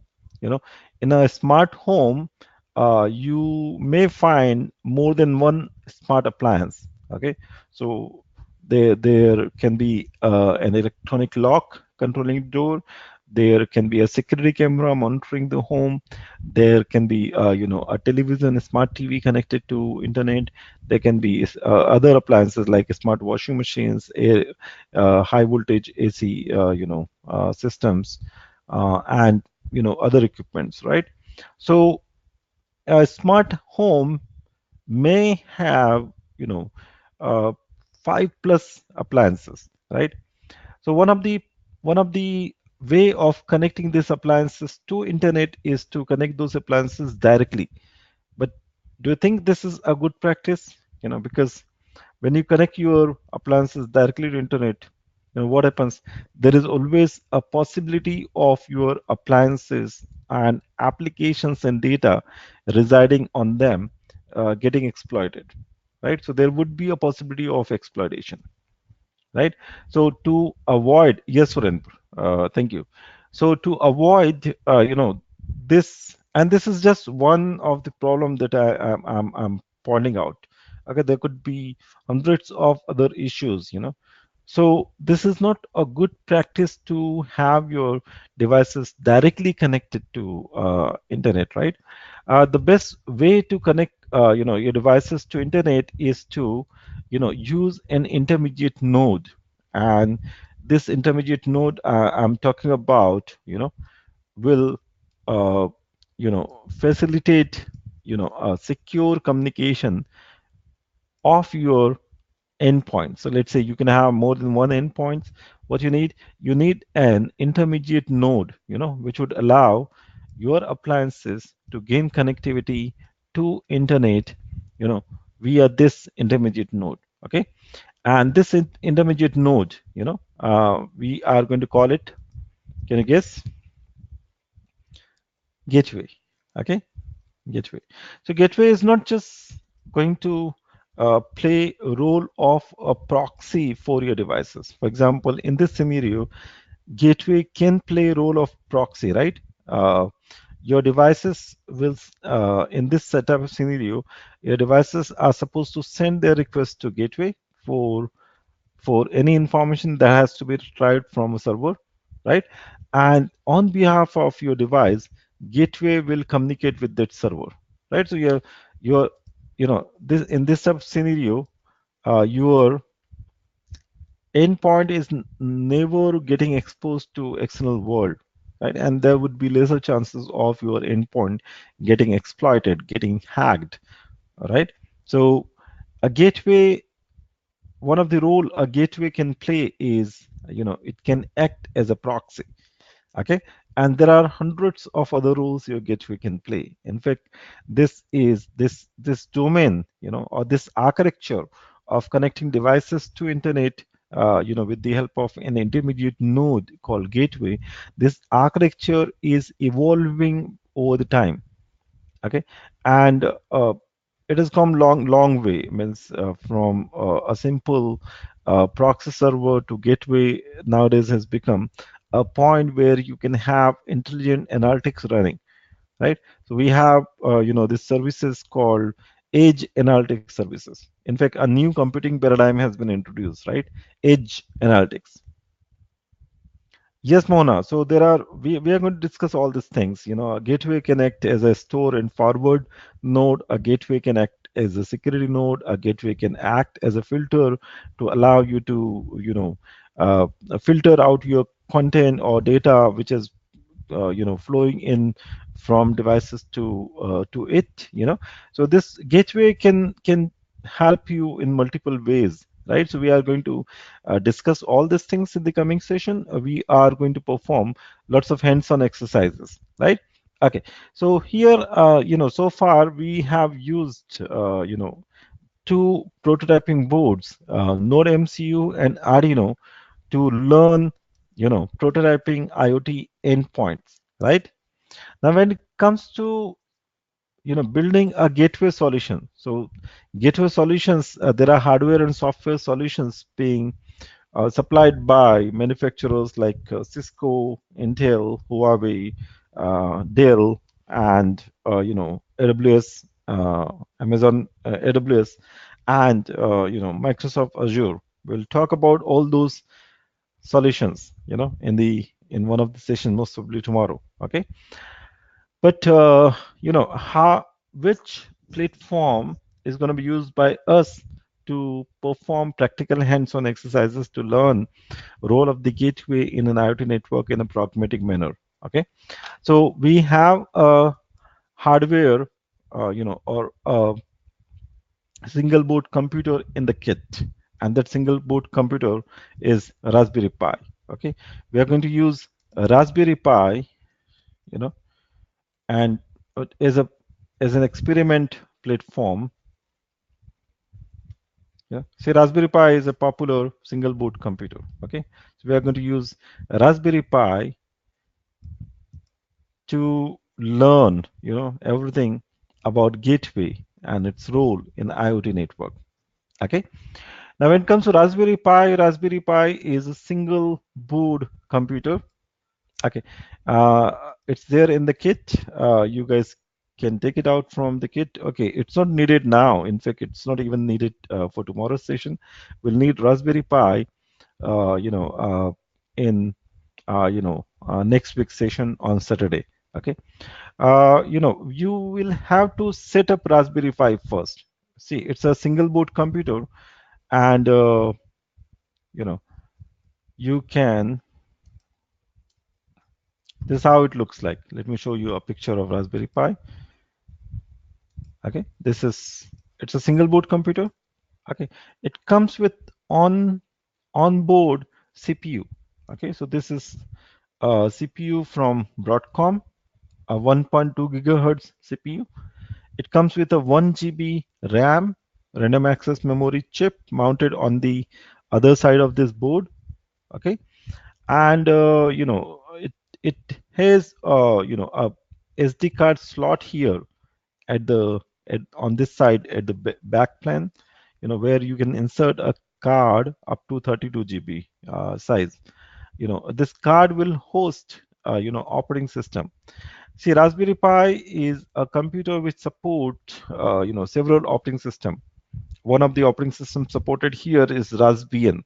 Raspbian is a distribution of Linux. It's Debian distribution, which has been further optimized for this Raspberry Pi board. Raspberry Pi also support Windows 10 IoT Core and Android Things. Okay, but we are going to use Raspbian, the Linux operating system. Now, see, Raspberry Pi comes with all the standard I/O interfaces. So there are 4 USB ports, a LAN port, HDMI port to connect HDMI monitor, and there are other interfaces. Okay, we are going to use Raspberry Pi. We are going to learn using Raspberry Pi is gateway in our IoT network. Okay, but first you will have to configure it as a computer. Okay, that requires installation of operating system on the SD card provided in the kit, and connecting keyboard and monitor and mouse to your monitor to enable it to connect to your Wi-Fi. Okay, so it's an easy process. You can easily connect a keyboard, mouse, monitor. Okay, as you can see here in this picture, the USB port can be used to connect Raspberry Pi, to a keyboard, mouse, and monitor. Okay, or let me show you a better picture. Okay, so it's gonna be something like this.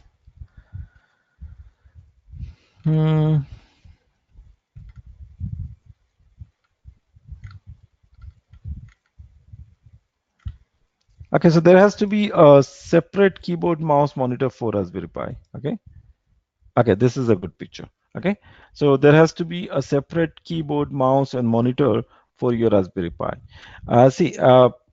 On Monday, our team will share a document with you, and you can also find this document on LMS. I don't know whether they have uploaded it there or not. If not, then I'll ask them to upload a document on LMS as well as email it to you directly. Okay, this document will have instructions, to help you set up your Raspberry Pi. See, we cannot do this during session because it's time consuming process. Okay, so just to save the time, please use the document to follow the instructions given in that document to set up your Raspberry Pi, for next week's session. Okay.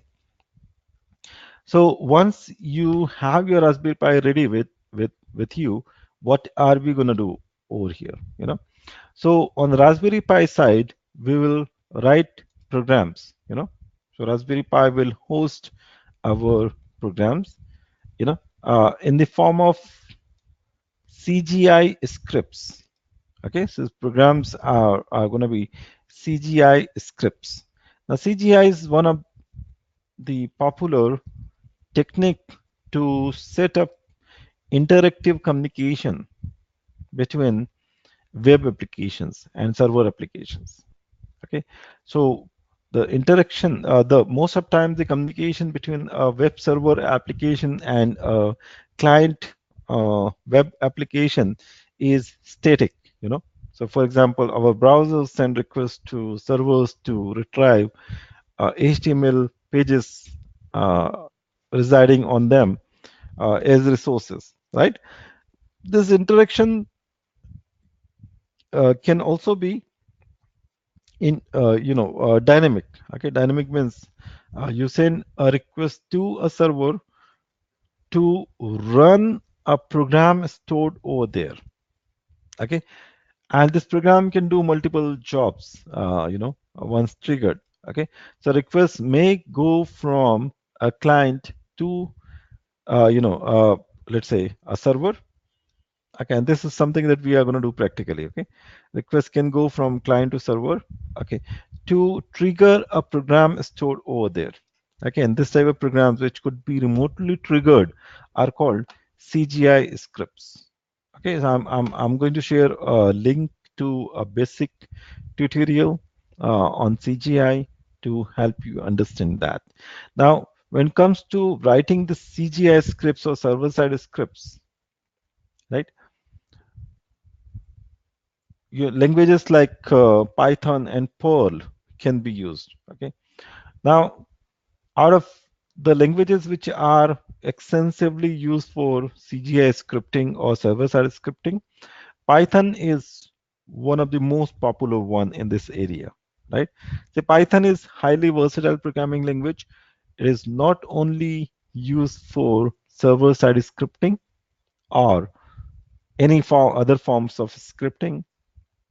Moreover, it can also be used for, website design, for microcontroller programming, for writing analytical applications, and it is equally popular in gaming and animation and even graphic design. Right, so there are multiple areas where Python is used. We are going to use Python here in our case. And why am I going to choose Python for this job? Because Python, or with the advent of IoT, Python has become most widely used programming language. One of the survey conducted by IEEE Spectrum last year revealed that Python holds or tops the list of programming languages. And that has happened because of Python's use in IoT domain. So why? Because Python is a scientific programming language, and Python comes with all those inherent capabilities and features which make it highly suitable for development of the applications, not only to run on endpoints but also to run on the cloud platform in the form of analytical engines, right? So Python is everywhere. Python can be used to program your microcontroller. Python can be used to write gateway or scripts. Python can be used to develop analytical applications to be hosted on your cloud. And Python can also be used to write code to build strong and beautiful visualization. dashboards, to present your data coming from IoT devices to end users. Okay, so this is what we're going to do.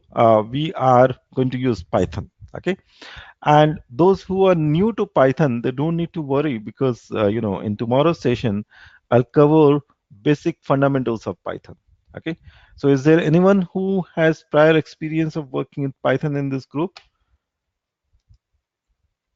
If you have an experience of working in Python, please raise your hand.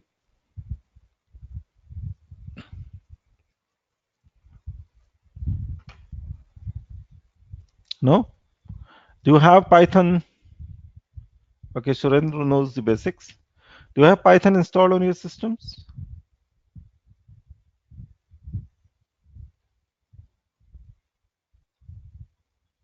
Okay, which version?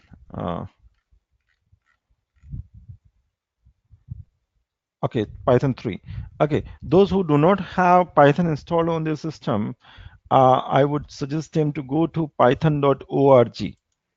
See, Python is an open source programming language. Okay, open source programming language. Just click on this link, go to this python.org, which is official website of Python, and just don't click on downloads. Just go to download, and over here it will give you an option to download Python 3.7.1 for Windows. Okay, if you are in case if you are using Mac OS or any other system by any chance, you can download the one which is suitable or compatible with your operating system.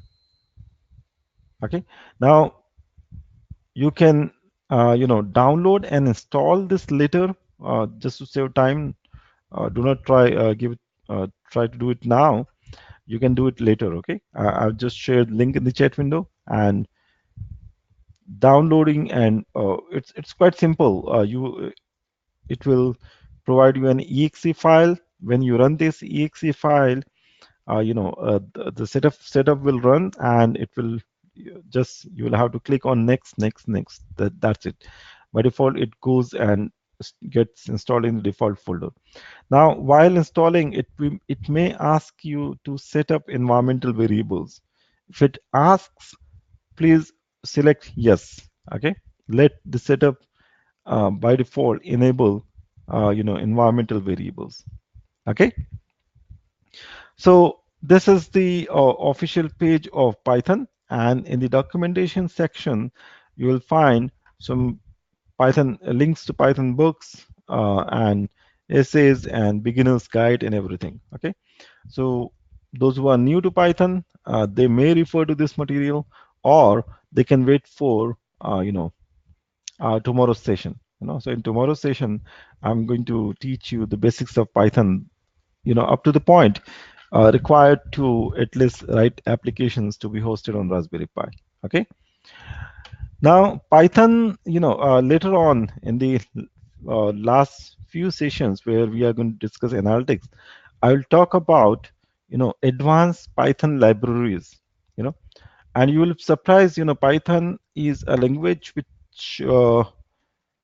which is not to learn. It's a tool which is to be used. So you can start using Python without learning the language, and that is the best strategy when it comes to learn Python. See, Python has a strong community as an open source programming language, and a rich set of libraries. Python has an online package repository. On this package repository, there are currently more than 160,000 projects or libraries. Okay, I will share some basic information about the Python's library. Out of this 160,000, I'm just going to share examples of 4 to 5 libraries, which which support of those libraries reveals the scientific nature of Python. Okay, so the Python has support of an open source library called Pandas. Pandas is a high-end data analysis library. Okay. And as you can see here, this library comes with great features which will allow you to not only glean and clean your data, but it will also help you run hundreds of other operations on your data, to analyze them. This analysis involves descriptive as well as predictive, high-end. Okay, so this is one of the library of Python. We are going to explore this library. We are going to use this library to write code. But anyway, I'll not take you through the code available, because most of this library contain code which are reusable, and it is not possible to walk you through each and every code. So I'm sharing link in the chat window. It would be your responsibility to go through the resources available over here, because this course is not to teach Python. This course is to use Python to learn how to build IoT related applications. Okay, so this is one of the library we are going to explore in not in tomorrow's session, not in Raspberry Pi session, in one of the future session. Okay, based on IoT data analytics. The second library I would like to talk about is Matplotlib, and Matplotlib is a high-end Python plotting library. It would allow you to create two-dimensional plots, of out of your data. Your data, you can plot it. Okay, so there are a few examples over here. If you go to examples section of Matplotlib library official page, you'll find different types of plots you can generate. For example, you can have your data plotted in this manner. Okay, you can have your data plotted as histograms. Okay, and there are other options too. Okay, so Python Matplotlib is a powerful library. The third library I would like to talk about is NumPy.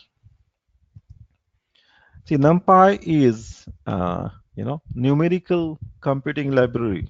Okay, and this is the official page. NumPy allows you to store your data in the form of arrays, and then it comes, it provides you a set of powerful methods written in C and C++.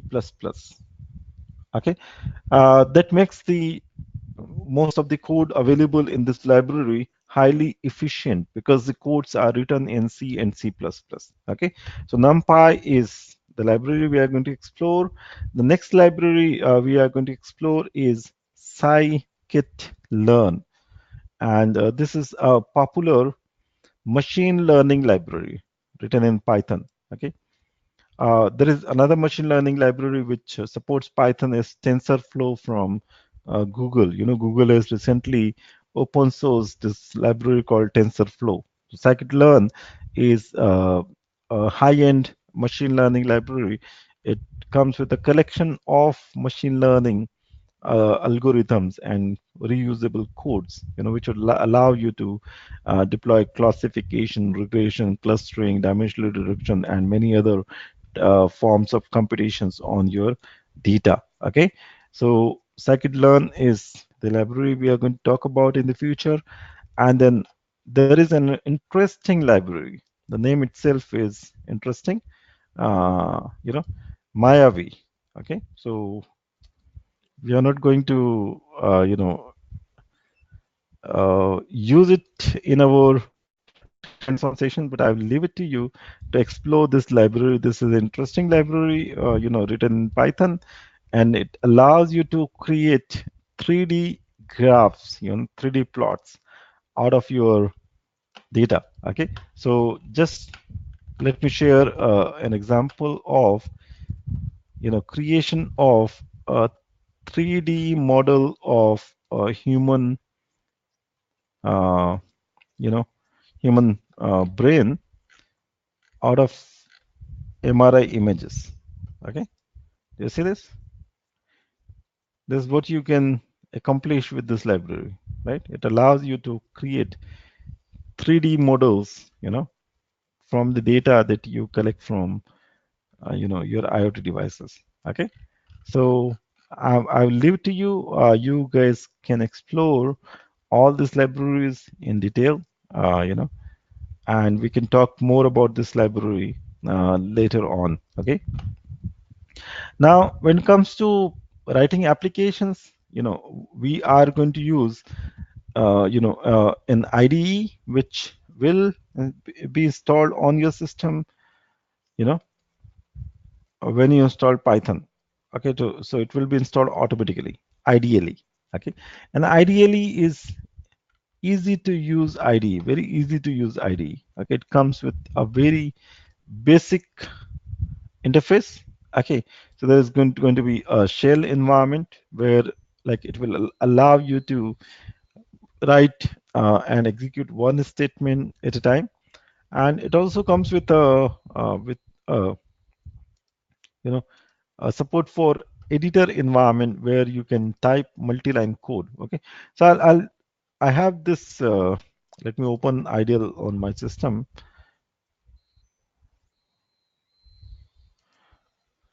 Okay, there is a question from Surendra Sagar. Is there any package where we can design our own GUI for remote control that can be designed in Python? Yes, there are packages, Sagar. Just go to this repository. Tinker, it's not actually Tinker or something, as I remember, is the library which would allow you to build GUIs. So you simply you search on Google GUI library in Python. Okay, and you'll see options. So TK is a famous library. PyGTK, this is library. There are many libraries. Okay, Takinter, this is what I was talking about. Okay, this is the library, and there is a tutorial available over here on tutorials point. Okay, GUI programming Takinter using Python. Okay. Okay, so rolling back to where I was. Okay, so this is the ideally environment. Okay, the shell environment, and when you click on Python and click on new file, you'll see the second window where you can write multi-line code. Okay, I'll use this environment in tomorrow's session. This is an easy to use environment, and this is a built-in environment when you install Python on your system. Okay. Okay, Sagar, I'm sharing this link. Just hold on. Okay, now see Python programmers use other feature-rich environments. Okay, so one of the environment highly popular amongst Python programmers is PyCharm. So PyCharm is a commercial IDE. Okay, and this is the official page, PyCharm, and PyCharm comes with very advanced features. Okay, so it's a commercial IDE. You will have to pay for the license fees, but its community version is available free of cost. You can go to this website, go to download section, and you can download the community version. It's a lightweight IDE for Python and scientific development. Okay, so PyCharm is one of the IDE. The second IDE you can use is Spyder. So Spyder is open source, and this Python comes with interesting names. So Spyder is one of the IDE you can use for Python programming. It's an open source IDE. It comes with many advanced features. Okay, so you download Anaconda distribution, which comes with Spyder as a built-in library. Okay, so this is the official page of Spyder IDE, and there is one more IDE which is really popular, Rodeo. Rodeo is sorry, I should mention Python. Okay, so Rodeo is a Python IDE, and this is a popular IDE amongst data scientists. Okay, so it comes with many features, to not only write code but also to view, plots or other visualization. Okay, so I'm sharing all this link in chat window just for your information. Okay, audio. And there is an open source IDE. It is not just IDE, it's an environment which supports multiple programming languages, and that is Jupyter. Okay, so Jupyter is a web-based environment, an open source environment, and Jupyter is being adopted, even by cloud platform vendors like AWS. Okay, so Jupyter, it's an environment. Both the versions are available. Either you can download and install Jupyter on your system, by running simple commands using Anaconda, or directly by running pip command. I'll let you know what does pip do for you. Okay, it's a Python package manager utility. Or you can use an online version of Jupyter, which would allow you to write and save Python code in the form of notebooks. Okay, so there is an online online repository of notebooks, an online notebook viewer. Now, what does notebook mean? How to create and share and use notebooks. I'm going to talk more about it in the coming sessions. Okay. Okay. I'll just share a link with you to. Okay. Jupyter's online. Okay. If you go to this page, from here you can try. So Jupyter supports Julia, Scala, R, many other languages. But anyway, this is the online version of Jupyter, which supports Python. So anyway, we'll explore this later, okay? Maybe in one of the future sessions, okay? So that's it, just for the introduction to Python. In tomorrow's session, I'll cover the basic fundamentals of Python, and then, we'll learn using Python to write programs to be hosted on Raspberry Pi in the form of CGI scripts. Okay, so that's it for today. If you have got any questions or doubts, please raise your hand, or else we'll meet tomorrow to discuss it in detail. Okay. Yes, Ethan. Actually, that today's sessions that I have to take that real-time data from the LM35. So I had to write two programs, or in the single program only I have to modify to get the data from there, and it will fetch to the IoT tab. No, as it was shown here in diagram, we are using two separate nodes.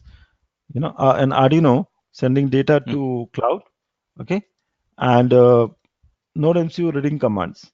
Okay, so I'll suggest you to use the code that we tested earlier, ESP01 interface with Arduino, an Arduino program to upload data on your channel. So real time, how this both it will connected, like as you told, it is like offline. I have given the values like 26, all these things. So real time, like I have in the previous sessions, I have taken that ESP01. I have also plotted the diagram. So that will automatically, it will take to plot this one. Yes. So do one thing. You connect your temperature sensor the way it is shown here in this diagram, right? Yeah. Your Arduino board, and you already set the condition over there 25. Okay. Yes. If the temperature is less than 25, you heat up sensor with using some kind of lighter or any other hot object. You heat up your sensor, let the temperature increase. And as temperature increases, the moment temperature crosses just 25 degrees Celsius limit, you would see your Node MCU LED glowing. Yeah, actually I have connected. So I have to flash that previous code for that the one. Code that we used earlier. You remember we used a code. This is the one. This is the code. Yes. Yeah. That one. Right. Yeah. Use this I code. have to flash that one. Yes, and make sure you upload the data on the same channel which is being monitored by React. Okay. So after flashing this one, then automatically everything, that's a cloud control, and also the Node MCU also it will be glowing on. Yes. Okay. Yeah, I'll Okay. try that one. Okay, sure. Okay, guys. So that's it for today. Thank you very much for this interesting session. See you tomorrow, same time to continue with other exercises. Okay. Have a nice day.